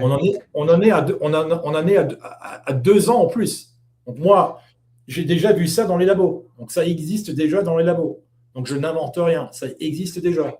Mais pour le retrouver dans nos propres cuisines, ça prendra 2 ou 3 ans, au plus. C'est fou, hein. Là, c'est vraiment en train de s'accélérer, on le voit. Hein. La plupart des gens, ils s'en rendent compte, la plupart des gens qui sont pessimistes, je dirais au niveau de la rapidité du progrès, ils ont toujours tendance à s'en rendre compte déjà quand c'est trop tard. Donc ce que je décris, j'insiste là-dessus, ce n'est pas de la science-fiction. Je l'ai vu de mes propres yeux dans les labos. Ça existe déjà. Tu peux aller aux États-Unis dans une entreprise BMW, tu vas voir une boîte qui s'appelle Figure 2, qui est en train d'assembler c'est des robots qui assemblent toutes les BMW. Il n'y a plus un seul humain. Et tu vois, donc ça va tellement vite, cette révolution-là. Bon, on a beaucoup parlé d'IA, mais avant de passer à autre chose, je voudrais te poser cette question. Comment on prévient un petit peu, comment on évite de se faire déclasser par l'IA, tu vois? Ça, c'est avant tout une question d'état d'esprit, je dirais. Ouais. Donc, si on prend un exemple concret, la France a Mistral. Beaucoup de gens connaissent la boîte Mistral. Donc, l'effigie de l'IA en France. Boîte parisienne avec avant tout des capitaux américains. Personne n'en parle, mais bon, c'est le cas de le dire. Donc, la France, elle a des cerveaux exceptionnels, notamment dans l'IA. Mais elle a également une obsession malsaine à réguler ce qu'elle n'a pas encore compris. Et ça, c'est un obstacle qui, au niveau de l'UE aujourd'hui, je peux dire, je travaille dans le domaine. Si j'ai un appel après celui-là, si le gars, je lui dis, écoute, je suis fan de l'IA européenne, le gars il va me raccrocher au nez, il va rire. Parce que tellement, il faut être franc, aujourd'hui, l'UE, elle est complètement déconnectée à ce niveau. Pour une raison purement de régulation. Je ne dis pas que la régulation, il n'en faut pas. Mais il y a tellement de régulation au niveau intra-européen, ensuite au niveau de certains pays, notamment la France, que les entrepreneurs qui veulent entreprendre dans le domaine ne peuvent plus le faire. Ils se tirent, ils partent, ils n'en peuvent plus, ils sont étouffés. On bride les talents français et en conséquent, les Français utilisent sont clients des boîtes américaines, quoi. Et ensuite, on pointe du bois les boîtes américaines. Ça, c'est le mal français. C'est vrai. Donc, on ne se pose pas la question du pourquoi, jamais. Ouais. Bah, tu vois, la bascule est toute faite. Je voulais parler un peu de la différence entre États-Unis et France au niveau du mindset, au niveau du business. Il y a des choses à dire, surtout qu'en fait, quand on a discuté tous les deux un petit peu en privé, on parlait d'une comparaison assez drôle. Euh, En fait, tu es venu habiter ben, pas loin de chez moi pendant quelques années, du côté de Sarlat. Donc, dans le sud-ouest, tout particulièrement, il y a une mentalité d'un certain type. Et là, maintenant, tu es au Texas, donc c'est vraiment deux mondes complètement différents. Je dirais oui et non. Ah bon. Tout d'abord, en parallèle.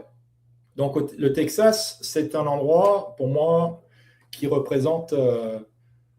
Déjà, quand j'étais tout jeune, j'étais toujours fan des westerns, donc j'ai toujours adoré donc, les paysages du Texas, etc. Donc, ça m'a toujours plu. Mais tu as une mentalité qui est très terre à terre, qui, même dans les grandes villes comme Houston, Austin, San Antonio, etc., n'est pas vraiment une mentalité urbaine. Donc, tu as vraiment une mentalité rurale. Je te donne un exemple. Ce matin, je vais à la salle de gym, je rentre, et ça, tu ne verras jamais, pratiquement jamais en France. Tu as des jeunes de 12 13, 14 ans. Je rentre et ils disent bonjour monsieur, comment allez-vous aujourd'hui? Je suis choqué, quoi. En revenant de la France, j'en reviens pas. Tu as des vieillards de 90 ans qui vont à la salle de muscu, qui te tiennent la porte quand tu es derrière eux. Donc tu as cette convivialité au Texas que tu ne retrouves même pas forcément ailleurs dans d'autres États. Ensuite, je dirais qu'il y a une conception très française des États-Unis qui est complètement erronée. Donc, on parle surtout aux États-Unis dans les termes péjoratifs, on en dit beaucoup de mal, déjà au départ. Ce n'est pas du tout le cas des Américains quand ils regardent la France, tu vois, donc c'est pas réciproque. Mais ce qu'on comprend encore moins, c'est que les États-Unis sont formés de 50 États, quasiment indépendants au niveau juridique, ils ont toutes leurs propres lois, et que la plupart de ces États n'ont strictement rien à voir il n'y a aucune comparaison entre les deux. Donc si tu compares par exemple le Texas à la Californie, c'est comme si tu comparais la France au Chili. Tu vois, ça, oui, on parle la même langue avec un accent différent, mais les mentalités sont complètement différentes. Et ça, tu le retrouves dans tous les États. Donc, je peux dire que la manière, comme il s'agit d'un État fédéral comme les Länder en Allemagne, la manière de voir les États-Unis, c'est comme s'il y avait 50 pays différents au sein d'un même pays, où les mentalités sont différentes. Alors que le français de base, il veut te dire l'américain, tu vois. Comme si tous les Américains, 340 millions d'Américains, ils étaient tous les mêmes. Ouais, je vois ce que tu veux dire, mais je pourrais te répondre que en France, il y a un petit peu la même chose. Tu vois, j'abordais le sud-ouest, la Dordogne, Sarlat.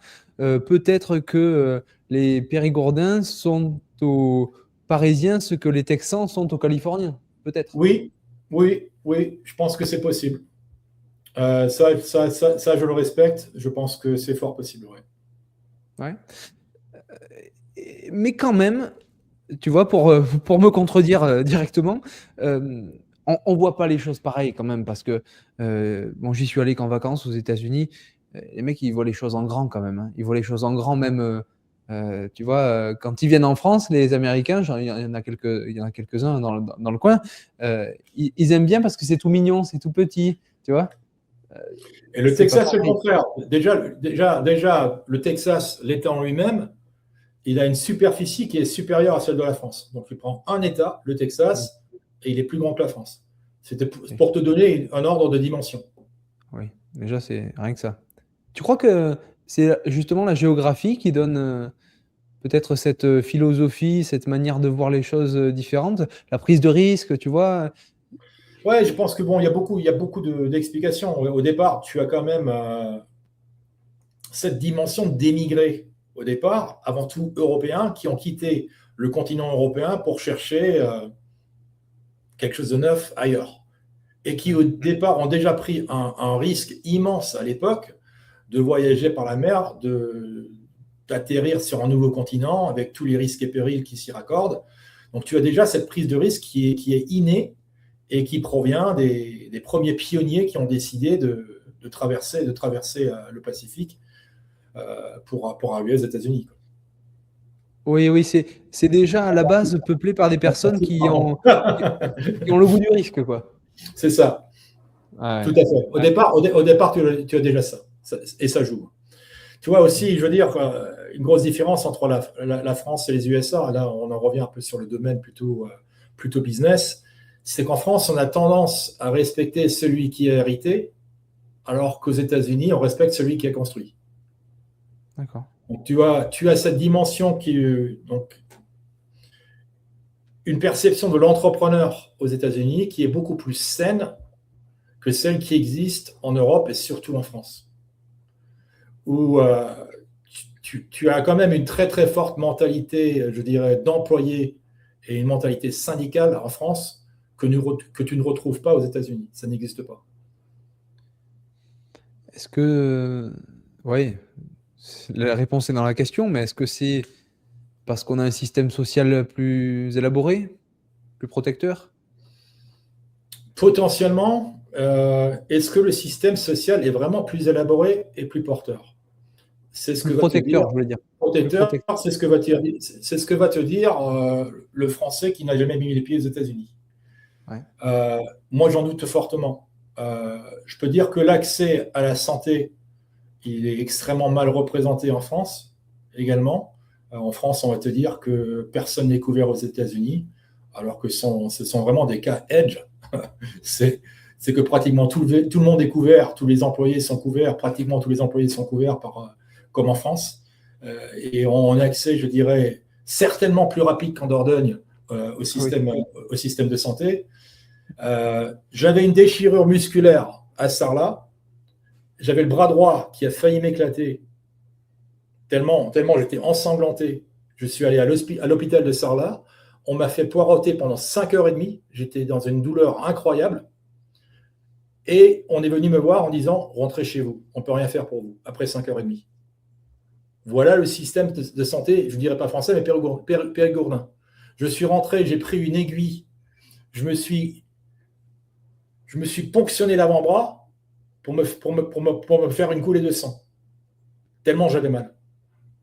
Ça, aux États-Unis, j'irais aux urgences, on s'occupe de moi immédiatement. Ouais. Là, pour te donner un élément d'idée. Ça compte, hein, la disponibilité, c'est sûr. Ouais. C'est sûr, mais ça, c'est vrai on pourrait en parler pendant des heures, mais il y a effectivement un point de croisement entre, tu sais, celui qui a des revenus suffisamment élevés pour que le coût de l'assurance privée lui coûte beaucoup moins cher que toutes les cotisations sociales qu'il paye en France pour avoir un service de basse qualité, c'est clair. Il y a aussi, je dirais, aux États-Unis, un élément de prévention qui est beaucoup plus pensé qu'en France. Euh, Ah bon? Tu vois, je le vois très rarement en France. Tu vas à la salle de gym ici, tu as énormément de seniors entre 80 et 100 ans qui viennent en béquille, etc., mais qui s'entraînent quand même. Parce que leur médecin a dit de bouger, de créer de la musculature, etc., etc., et ils le font. Donc, tu as vraiment une prédilection pour tout ce qui est prévention, médecine préventive, alors qu'en France, tu vois, tu as un petit bobo, etc., tu vas voir ton médecin, euh, des fois pour les mauvaises raisons, quoi. J'ai mal à la tête, je vais aller voir mon médecin. Je vais me mettre en arrêt de travail pendant 2 semaines parce que j'ai une migraine. Et ça, tu vois, est-ce que justement cette prévention, c'est pas l'effet de la Tout responsabilisation à fait. Tout à fait. qui est induite par le côté payant de la médecine, du coup? Non, je dirais responsabilité personnelle. Donc, aux États-Unis, les gens ne s'en remettent pas à autrui. Ouais. Tu ne verras pas l'Américain de base qui va se dire ah, le gouvernement me doit ceci, cela. C'est pour cela que tu ne vois pas le genre de démonstration. Écoute, si la médecine américaine était tellement mauvaise, explique-moi pourquoi les gens ne manifestent pas dans la rue pour se plaindre de l'inefficacité du système de santé américain. Mm. Ça n'existe pas. Il n'y a pas une seule manif dans la rue. Mais ils manifestent pas, les Américains. C'est une spécialité française. Ils manifestent pour des raisons politiques, tout Ouais, simplement. d'accord. Et tu vois, déjà ce n'est pas une mentalité qui se plaint au départ parce qu'elle prend une responsabilité individuelle. Et là, tu peux en dire du bien et du mal, parce que l'individualisme, il est primordial aux États-Unis. C'est un des caractères primordiaux je dirais, de l'individu américain, c'est de se responsabiliser lui-même avant de renvoyer la responsabilité vers autrui. Donc, si je suis dans une situation précise, que ce soit pour des raisons médicales, des raisons commerciales, des raisons juridiques, etc., c'est moi le responsable. Et le premier boulot, ça démarre ici. Je ne veux pas me remettre à quelqu'un d'autre ou culpabiliser une autre personne à mes dépens. Ah ouais, d'accord. On vante beaucoup les mérites du mode de pensée américain. J'ai envie de te poser la question, pour quelle raison tu préférerais un Sarladé qu'un Houstonais? Tu peux répéter la question? Euh, pour quelle raison tu préférerais un Périgourdin, un habitant de Sarlat, plutôt qu'un habitant de Houston, au Texas, par exemple? Ça me prendrait trop longtemps pour la trouver. Non, je déconne. J'ai énormément d'amis dans le Périgord. Ouais. Énormément. Et tu peux le voir sur les réseaux sociaux, c'est réciproque. Donc, énormément d'amis. Mais en même temps, on parle de ces aléas assez souvent, tu vois. Il y en a qui me rejoignent sur certains sujets, il y en a d'autres qui ne me rejoignent pas, mais c'est toujours de bonne humeur. Je veux dire, l'avantage que tu as en France en général, et dans le Périgord plus particulièrement, c'est que en France, on sait faire la fête. C'est l'art de vivre, tu vois. Ouais. Alors qu'aux États-Unis, c'est beaucoup plus discipliné, c'est beaucoup plus luthérien, je dirais, parce qu'à la base, tu as pas mal d'Allemands anglo-saxons qui étaient formés au calvinisme, qui se sont retrouvés aux États-Unis et qui partagent ces valeurs. Mhm. Et là, je pense que c'est quand même assez prononcé à ce niveau-là. Tu as un certain caractère d'abnégation de soi-même, que je partage d'ailleurs, que j'ai toujours vécu, parce que j'ai grandi, comme dit, j'ai grandi en Alsace, qui n'était pas française durant la majorité de son histoire, bien qu'on nous ait inculqué Louis XIV à gogo quand on était jeune. Personne ne nous a jamais dit vous êtes alsacien, vous êtes différent, et que votre histoire, elle est avant tout allemande, elle n'est pas française, du moins pas avant 1870. Il fallait être adulte pour s'en rendre compte. Tu vois, donc tu as certains lavages de cerveau. À l'école primaire, quand on parlait de notre propre langue maternelle, l'alsacien, on se faisait tirer par les cheveux, par les oreilles dans la cour de récréation. On se faisait battre physiquement parce qu'on parlait notre propre langue. C'est quand même hallucinant. Mhm. Ouais. Donc tu vois, j'ai toujours eu un particularisme de ce côté-là. Je me suis jamais, en grandissant, je me suis jamais senti français pour ces raisons-là. D'accord. Parce que au compte très très jeune, tu es différent et que les gens ne m'apprécient pas, quoi. Ah ouais. Pourquoi serais-je puni parce que je parle ma langue de mes ancêtres, physiquement, Ah ouais. à l'école primaire, à l'école française? Et tu te sens mieux accueilli en tant que Français aux États-Unis qu'en tant Oh, qu'Alsacien en France? alors là, à 1000%. Ah ouais. Écoute, j'explique le particularisme alsacien à un Texan, il le comprend en 30 secondes. Pourquoi? Parce qu'il le ressent de la même manière. Parce que lui-même, aux États-Unis, il sent qu'il est différent, parce que le Texas, au début donc il y a 150 ans, c'était la République texane. Tu vois, c'était une république à elle-même. C'est un pays, comme dit, qui est plus grand de la France, quoi. Si on met de façon géographique, parlons de façon géographique. Oui, c'est un État, mais c'est plutôt une mentalité de pays plutôt qu'un État. Tu vois des gens dans la rue qui parlent, qui portent tous des t-shirts, je suis fier d'être texan. Ouais. Tu trouveras ça jamais en France. Ah ouais, le mec il dit je suis texan avant tout, avant de dire je suis américain. Ah, tout à fait, tout à fait. Ouais. Écoute, si tu longes dans ma rue, tu auras une trentaine de maisons à gauche et à droite, dont 15 auront deux drapeaux, le drapeau américain et le drapeau texan. Tu ne verras jamais un drapeau américain tout seul. Tu verras toujours les deux ensemble. D'ailleurs, c'est ce qu'on retrouvait à l'époque en Alsace. Tu avais le drapeau français et le drapeau alsacien. Ah ouais. Ouais, comme quoi il y a beaucoup de points communs finalement. Ouais. C'est un particularisme qui est très prononcé, comme je dirais, le particularisme alsacien qui a disparu aujourd'hui, parce que au fur et à mesure de te faire taper sur la gueule, tu vois, tu te ranges derrière. Ouais, bien sûr, bien sûr.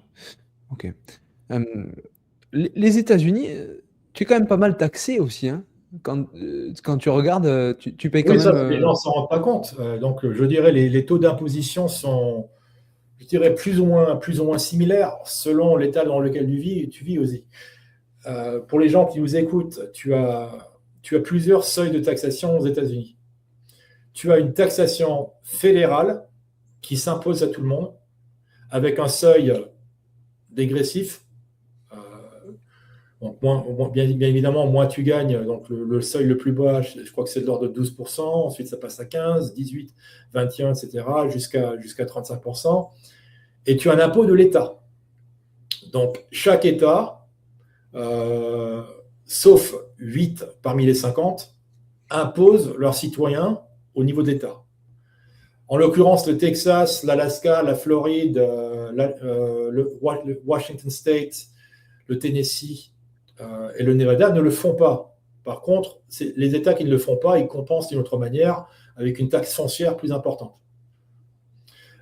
Tu as ensuite un seuil de TVA aux États-Unis qui n'est pas comparable au seuil européen, qui est de l'ordre de 5 à 8%, sauf dans les États comme le New York ou la Californie, où est de l'ordre de 11%, mais qui ne s'applique qu'aux produits et pas aux services.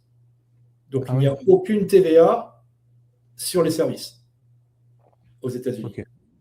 D'accord, d'accord. Tout ça pour te dire, je voulais amener une question. Il y a une imposition énorme en France, on le sait tous. C'est pour ça que beaucoup d'entrepreneurs s'en vont, s'expatrient. Les États-Unis, bon, ça dépend de l'État dans lequel tu es, mais il y a quand même une imposition. Il y a une dynamique qui va bien. Aujourd'hui, quelqu'un qui veut entreprendre dans ton secteur, dans la tech, ou même dans un autre domaine, où est-ce qu'il faut qu'il aille? Est-ce qu'il faut qu'il aille aux États-Unis, comme toi, ou est-ce que finalement, aujourd'hui, il vaut mieux peut-être aller ailleurs? Donc, je dirais deux choses. Tout d'abord, ça dépend de ton niveau d'anglais ou d'américain.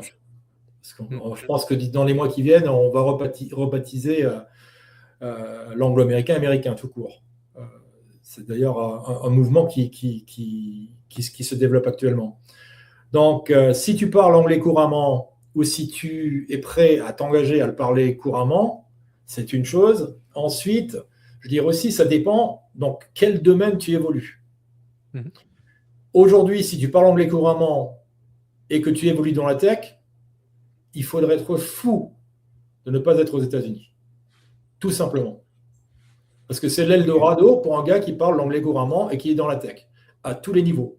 Au niveau accès investissement, au niveau accès au consommateur ou au business qui va acheter ses produits et ses services, etc. etc. Facilité de se lancer, beaucoup moins de régulation qu'en Europe, etc. etc. Dans d'autres domaines, la question se pose différemment. Donc, tu vois, si tu es médecin, par exemple, est-ce que tu dois venir aux États-Unis? Ben, pas forcément. Il faut que tu te renseignes, ce n'est pas mon domaine. Mais il y a forcément des créneaux ailleurs. Peut-être le Canada sera plus propice à une expatriation si une expatriation, tu la cherches. Moi-même, je me suis expatrié très jeune quand j'avais 23 ans et je n'ai jamais regretté. En fait, je m'en remercie tous les jours d'avoir fait cette décision, tu vois. Parce que je me rends compte que déjà, ça m'a ouvert l'esprit, que ce soit les États-Unis ou un autre pays, et que je vois malheureusement des jeunes à l'époque qui aujourd'hui sont beaucoup plus âgés, qui ont mon âge, qui ont décidé de ne pas faire l'aventure et qui le regrettent. Et ça, c'est malheureux. Tu vois, si tu prends du recul après une trentaine d'années et que tu dis oh putain d'homme, tu avais raison, j'aurais dû venir avec toi, et j'en ai plusieurs qui me le disent, ça me fait mal au cœur. C'est sûr.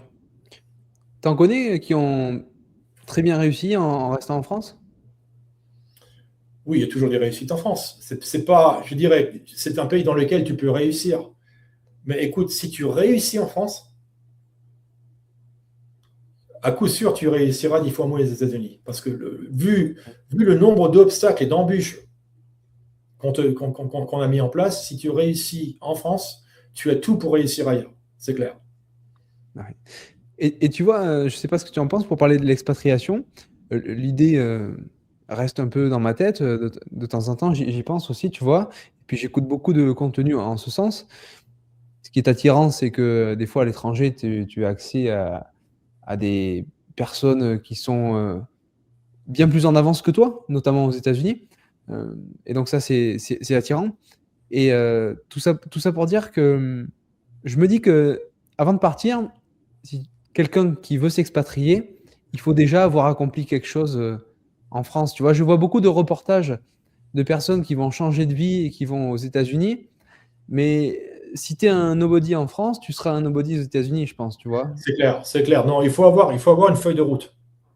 Ouais. Et je dirais aussi, si tu veux t'expatrier aux États-Unis, avant de t'expatrier, passe un mois minimum aux États-Unis Ah oui.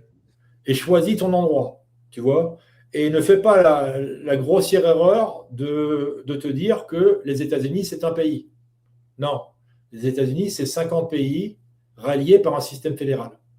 Donc déjà, fais tes recherches non pas sur les États-Unis en général, mais essaie Ouais. de te focaliser sur 2 ou 3 États dans lesquels tu aimerais vivre pour des raisons diverses. Tu vois, si tu aimes être au chaud dans un endroit tropical, ben, tu vas en Floride, tu vas à Miami. Tu vois, si tu préfères aller à la pêche à la mouche, ben, écoute, renseigne-toi sur le Montana, sur le Wyoming. Tu vois, donc selon tes aspirations, tu te dirigeras vers des côtés très très différents. Ouais.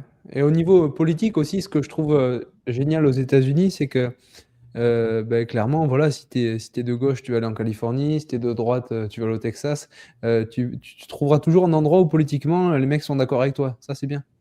N'importe quel État. Dans n'importe quel État, tu as bien évidemment, tu as beaucoup de remous entre les républicains et les démocrates, Mm. comme un peu partout au monde, comme entre les gens de gauche et les gens de droite en France. Tu ne parles pas des extrêmes. Mais je veux dire, tout le monde se rejoint à bout. Et quand je dis tout le monde se rejoint, je l'ai vécu moi-même d'une manière assez particulière. J'étais à New York le 11 septembre. Donc, mon troisième rendez-vous, à 10 heures, il devait se retrouver dans la tour sud, qui a été détruite. Donc, j'étais dans le taxi, direction sud, direction tour sud, quand le deuxième avion a fait impact. Et j'étais à New York pendant un mois. Et ce que j'ai vu, c'était absolument... Ça m'a fait chaud au cœur. C'est de voir toutes ces personnes qui, d'un moment à l'autre, en une minute, se rejoignent sur une thématique. Plus personne ne se posait de questions. Est-ce que tu es blanc, tu es noir, tu es métis, tu es de gauche, tu es de droite, etc. Tout par la porte. Et d'ailleurs, pour en revenir à ce sujet, il y a eu un truc qui m'irrite, c'est quand une certaine partie des Français parlent des Américains en étant racistes. J'aimerais quand même leur rappeler que contrairement à la France, les États-Unis ont élu un homme noir à la présidence en 2008 et l'ont réélu 4 ans plus tard à une majorité absolue, ce qui ne s'est jamais produit en France. Mm. Une femme, Hillary Clinton, qu'on l'aime ou qu'on l'aime pas, elle a failli passer également. En France, elles sont où les femmes qui se présentent aux élections présidentielles? Ils sont où les Noirs? Ça n'existe même pas, on n'en parle même pas. Et pourtant, on a toujours tendance à pointer du doigt les Américains comme étant racistes. Alors qu'en vivant ici, on se rend compte d'une chose. En 30 ans aux États-Unis, je n'ai jamais, pas une seule fois, vécu une situation raciste. Jamais. Contrairement à la France, contrairement en Europe. Ouais. Ok. Ah, c'est intéressant. On a déjà été un petit peu plus long que prévu. Si tu permets 5 minutes pour aborder un petit peu la partie sur ben, qui dit États-Unis, dit argent, dit financiarisation, capitalisme. C'est important l'argent? Oui, je pense que ça reste d'importance aujourd'hui, ça le sera beaucoup moins demain, grâce à l'IA. Mm. Mais je veux dire, ça te donne quand même une liberté de penser, une liberté de t'épanouir. Et il y a il y a cette tendance en France et en Europe en général, à radicaliser donc tout ce qui est entrepreneuriat, tout ce qui est investisseur, tout ce qui se rattache à l'argent, alors que on le sait tous, aujourd'hui, sans l'argent, on n'arrive pas à subvenir à ses besoins. Mhm. Quand tu rentres dans un avion, qu'est-ce qu'on te dit? On te dit une chose. En cas de panne, en cas d'atterrissage non prévu, sécurisez-vous vous-même avant de sécuriser vos enfants. Ça, c'est une belle morale. Ça veut dire que avant de pouvoir aider autrui, il faut savoir être autosuffisant. Comment veux-tu avoir un esprit caritatif sans avoir l'argent pour subvenir aux besoins des autres? Donc, aux États-Unis, on le comprend. Aux États-Unis, c'est la raison pour laquelle on a un pouvoir d'achat qui est bien supérieur à la moyenne mondiale. Et que d'ailleurs, le fossé se creuse au fur et à mesure, grâce à l'IA, entre les États-Unis et les autres États, notamment l'Union européenne. Donc, pour moi, le sujet de l'argent, ce n'est pas du tout un sujet tabou. C'est un sujet que, dans certains pays, malheureusement, on rend tabou et on en subit les conséquences. Ouais, tout à fait, tout à fait. Avant de cet argent, de l'investir, ce sera la question d'après. Comment on en gagne déjà? En étant entrepreneur, en étant salarié, en faisant carrière, en changeant justement de lieu de vie C'est une très bonne question. Moi, je pense que si pour simplifier les choses, je dirais que pour en gagner, il faut être avant tout spécialiste et pas généraliste. Ouais. Et ce que je veux dire par là, c'est qu'il faut être extrêmement pointu dans un domaine très spécifique, plutôt que d'en savoir un petit peu dans tous les domaines. Pourquoi? Parce que les investisseurs, les chefs d'entreprise qui recrutent des talents, ils sont dans une situation où ils doivent construire un puzzle. Si le puzzle consiste en 50 pièces individuelles, si j'ai 2 pièces qui sont exactement identiques, je ne sais pas quoi en faire. Par contre, si j'ai un trou béant de ce côté-là, et que tu peux remplir ce trou, je te recrute de suite. C'est pour cela que tu as également une mobilité au niveau du marché de l'emploi aux États-Unis que tu ne retrouves nulle part ailleurs. Ou la fameuse phrase qu'avait utilisée Macron, malheureusement en France, où tu traverses la rue pour trouver un nouveau boulot, il parlait des États-Unis, il ne parlait pas de la France. Tu vois, aux États-Unis, c'est une réalité. Tu vois, les gens qui sont licenciés pour une raison ou pour une autre, franchement, ils s'en foutent. Parce qu'ils savent très bien qu'ils vont retrouver un boulot le même jour. Parce que tu as cette flexibilité déjà d'esprit et une flexibilité de l'emploi qui permet de retrouver une nouvelle opportunité le même jour, le lendemain, etc. Où tu fais une semaine off et tu redémarres la semaine d'après. Moi, je rencontre des jeunes tous les jours, ils disent ouais, j'ai quitté mon boulot, etc. Je ne sais pas encore ce que je vais faire. De toute façon, je vais en retrouver un très rapidement, quoi. Donc, ça ne cause pas de soucis. Ok. Donc, pour gagner de l'argent, il faut être un spécialiste. Ça te permet d'avoir accès à un poste en entreprise ou de monter ta boîte, alors? Pour toi, c'est vrai dans les deux cas? Je vais te donner un exemple qui est extrême aujourd'hui. Parce que tu as donc, tous les data centers qui se développent aux États-Unis, en Europe également, mais tu as des États comme le Texas notamment, où tu as des data centers qui apparaissent un peu partout. Et il y a une pénurie incroyable de plombiers et d'électriciens. Quand je dis pénurie, tu as également une inflation au niveau tarifaire de ce que ça représente. Un bon plombier, au Texas aujourd'hui, ça gagne de l'ordre de 500 000 balles par an. Plombier ou électricien.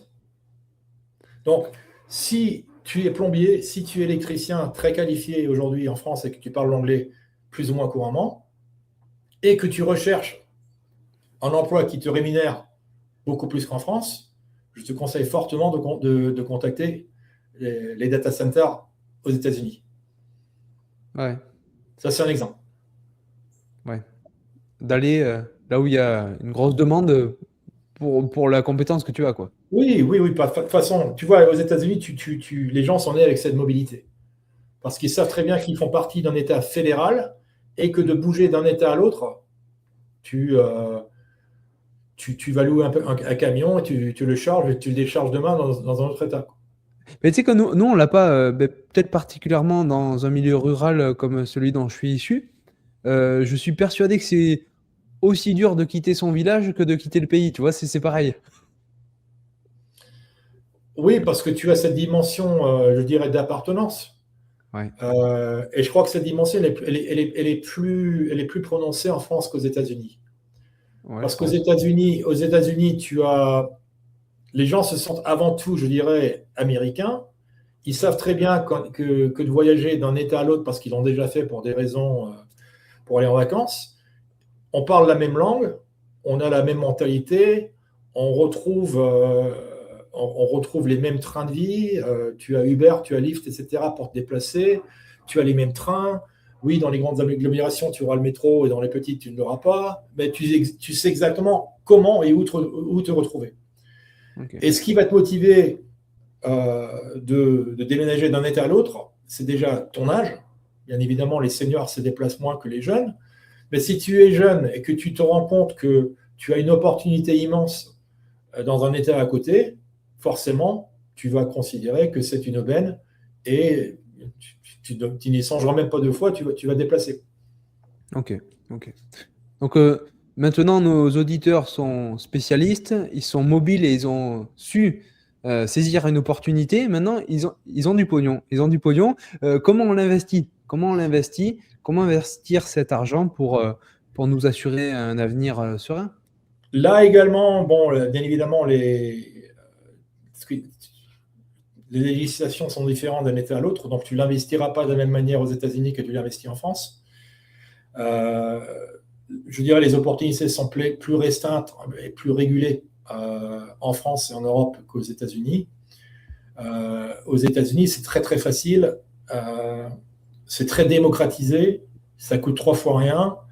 En 2 clics, tu peux ouvrir un compte boursier si tu souhaites le faire. En 3 clics, tu peux investir dans une action comme Apple. Euh, L'imposition, elle est moindre à ce niveau-là qu'en France également, sur les plus-values boursières. Euh, je ne suis pas spécialiste en France. Donc, moi, avant tout, j'ai investi aux États-Unis, ça fait 30 ans que je le fais. Mais je dirais, en France, renseignez-vous auprès d'un spécialiste. Je dirais, un expert comptable jeune, plutôt qu'ancien, devrait connaître donc, les outils FinTech qui sont plutôt focalisés sur une clientèle européenne telle que Revolut, etc. Mais les opportunités, je suis certain qu'elles existent au niveau européen également. Toi, tu investis donc dans la finance, toi personnellement? Moi, je suis investi à 75% dans des trucs je dirais, dans une tech comme Apple, Microsoft, etc., donc dans de la tech ancienne, Mhm. mais qui se développe encore, et à 25% dans du produit plus risqué, avant tout du startup, et notamment ma propre startup. Donc, je gère mes actifs de cette manière avec une appétence en risque qui est limitée à 25% de mes actifs et 75% qui est investi dans des actions boursières avant tout. Je fais très peu d'IMO. J'aime pas, tout simplement, et je ne maîtrise pas non plus. Euh, et une IMO qui est une activité boursière qui est rentable. C'est-à-dire que je n'investis que dans des titres qui produisent des dividendes. Et que ces dividendes, au fur et à mesure, notamment de façon trimestrielle, ces dividendes sont auto-réinvestis dans un achat de titres supplémentaires, non pas par le biais de mon propre argent, mais par le biais de la boîte dans laquelle j'investis. Donc c'est un dividende qui est reversé, qui est automatiquement réinvesti dans des titres supplémentaires. Ok, d'accord, ça marche. Hum, T'es pas du tout dans la crypto pour un gars de la tech. Écoute, je reprends ce que je viens de dire. En fait, mes plus gros actifs sont dans la crypto. J'en fais abstraction. Pourquoi? Parce que ces actifs aujourd'hui sont dans une crypto qui est directement connectée à notre business Masters of Trivia. Euh, et qui ont pris une dimension assez hallucinante durant la dernière année, qui sont passés de 11 centimes à 5,20 $ avec une capitalisation boursière du titre MOT, Masters of Trivia, qui est passé de 3 fois rien à 2,5 milliards durant les 12 derniers mois. Je dis que j'en fais abstraction parce que je regarde ça un peu comme aujourd'hui comme une monnaie plutôt Monopoly, parce que pour que cette monnaie prenne sa propre dimension, il nous faudra passer aux étapes supplémentaires, aux étapes supérieures, c'est-à-dire passer de 1 million d'utilisateurs à 5-10 millions assez rapidement. Et il s'agira d'un flux qui produira une liquidité qui sera très importante, du moins je l'espère, dans les 6 mois ou dans l'année à venir, mais qui ne l'est pas forcément aujourd'hui. C'est un actif aujourd'hui à liquidité réduite. Ok. Je rebondis juste sur cette phrase que tu as dite là, dans les 6 mois. J'ai fait une vidéo qui parle de toi sur ma chaîne que j'ai publiée là cette semaine. En fait, je trouve, en échangeant avec toi, tu times tout ce que tu dis. Tu sais, dans 6 mois, on fait ça, dans 2 ans, on fait ça. Et donc, je cite pas ton nom dans la vidéo, mais tu m'as inspiré un peu ce contenu parce que c'est très rare d'avoir affaire à quelqu'un qui donne une échéance de temps à tout ce qu'il dit. Et ça donne un certain aplomb, un certain sérieux, tu vois, aux propos. Écoute, je conduis c'est ma façon de vivre ma vie, ça a toujours été. D'un point de vue personnel, je fais pareil. J'ai un cerveau plutôt binaire. Donc, j'ai des échéances qui sont très précises. Pour moi, le fait de travailler sans échéance précise, tu travailles dans le flou. C'est comme si tu partais au milieu du désert sans avoir de boussole. Tu vois, il faut savoir partir à temps, il faut savoir quels sont les échelons, quelles sont les étapes à suivre. Et ensuite, il faut savoir communiquer ces échelons, ces étapes à ses partenaires et à ses collaborateurs. Donc moi, je fais ça systématiquement depuis 30 ans. Donc quand je partage ce que je fais tous les vendredis, le vendredi, pas le lundi, comme ça donne aux collaborateurs la capacité d'ingérer ce que je partage le vendredi et de dormir dessus le week-end, c'est qu'on définit toujours des mini-étapes de semaine en semaine et on passe en revue ce qu'on a réussi ou pas réussi à faire durant la semaine qui a précédé, mais ça permet à tout le monde d'avoir cette même boussole et de mettre les pendules à l'heure une fois par semaine. Sinon, tout le monde se disperse, les efforts se dispersent et le produit final, tu vas en payer le prix. Okay. 2 petites questions rapides pour terminer. J'ai l'impression que tu fonctionnes au défi aussi, un peu au challenge. Si je te dis, est-ce que tu es le genre de personne à qui, si je dis par exemple, je suis sûr que tu n'es pas capable de traverser ce ruisseau qui est quasiment gelé, ça va te donner envie de le faire? Écoute, ça, tu me fais marrer parce que ça, tous les gens qui me connaissent, ils font exprès de le faire.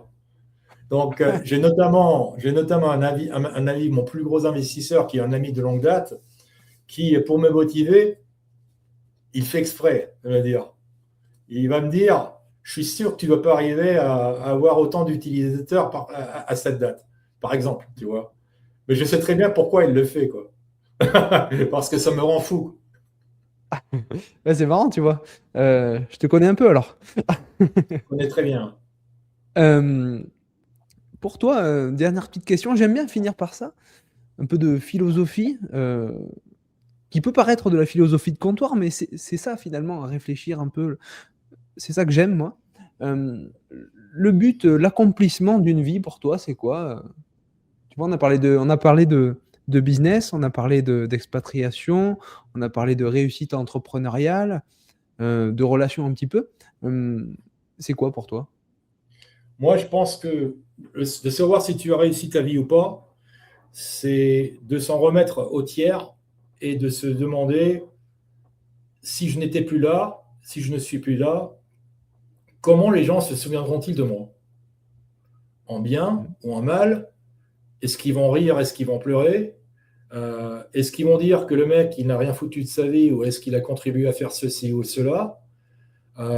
C'est vraiment c'est vraiment comme ça que je vois ce que je fais tout dans la vie, quoi. Ça dicte ce que je fais du jour au jour, ça dicte également mon relationnel avec certaines personnes et mes décisions qui sont réfléchies de ne pas m'engager dans certains domaines ou avec certaines personnes. Ça me permet de faire le tri beaucoup plus rapidement. Il y a un dicton américain qui dit que au fur et à mesure que tu progresses dans la vie, tu deviendras la moyenne des 5 personnes que tu fréquentes le plus souvent. Donc, fais extrêmement gaffe aux gens que tu fréquentes. Beaucoup d'entre nous, nous avons des gens qui nous tirent vers le bas, qui sont négatifs. Ça, il faut absolument, si vous voulez être heureux dans la vie et progresser, il faut les éliminer. Mais comme la peste,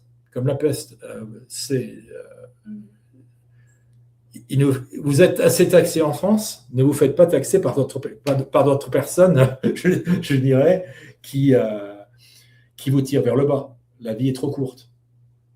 Okay. Choisissez judicieusement les personnes que vous fréquentez et choisissez-les en fonction de ce que vous voulez devenir.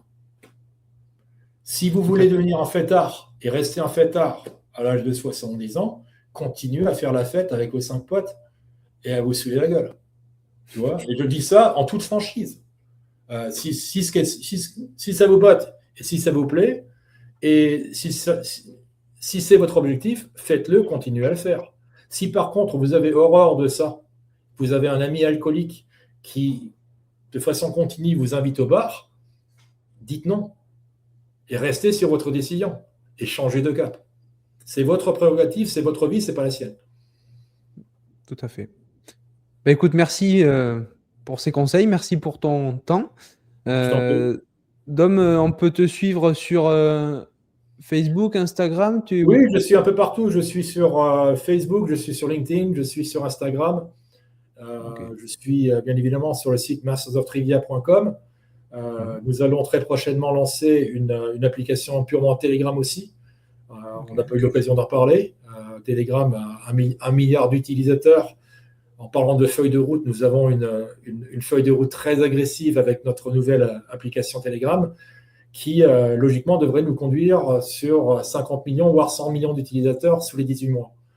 Donc, c'est une feuille de route qui est très agressive.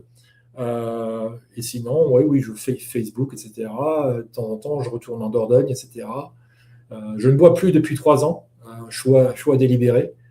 Je n'ai jamais beaucoup bu d'alcool, mais il y a 3 ans, mon épouse et moi, nous avions décidé de ne plus boire une goutte d'alcool et nous l'avons fait. Et nous nous sentons pour le mieux, pour le meilleur des mondes possibles au Texas. Ben, c'est super, c'est super. Ben, écoute, je mettrai tous les liens pour que ceux qui nous ont écoutés nous suivent. Télécharge Masters of Trivia, like la vidéo et la partage bien sûr. Merci beaucoup, Dom. Allez, je te remercie, David. À bientôt. Salut. À bientôt.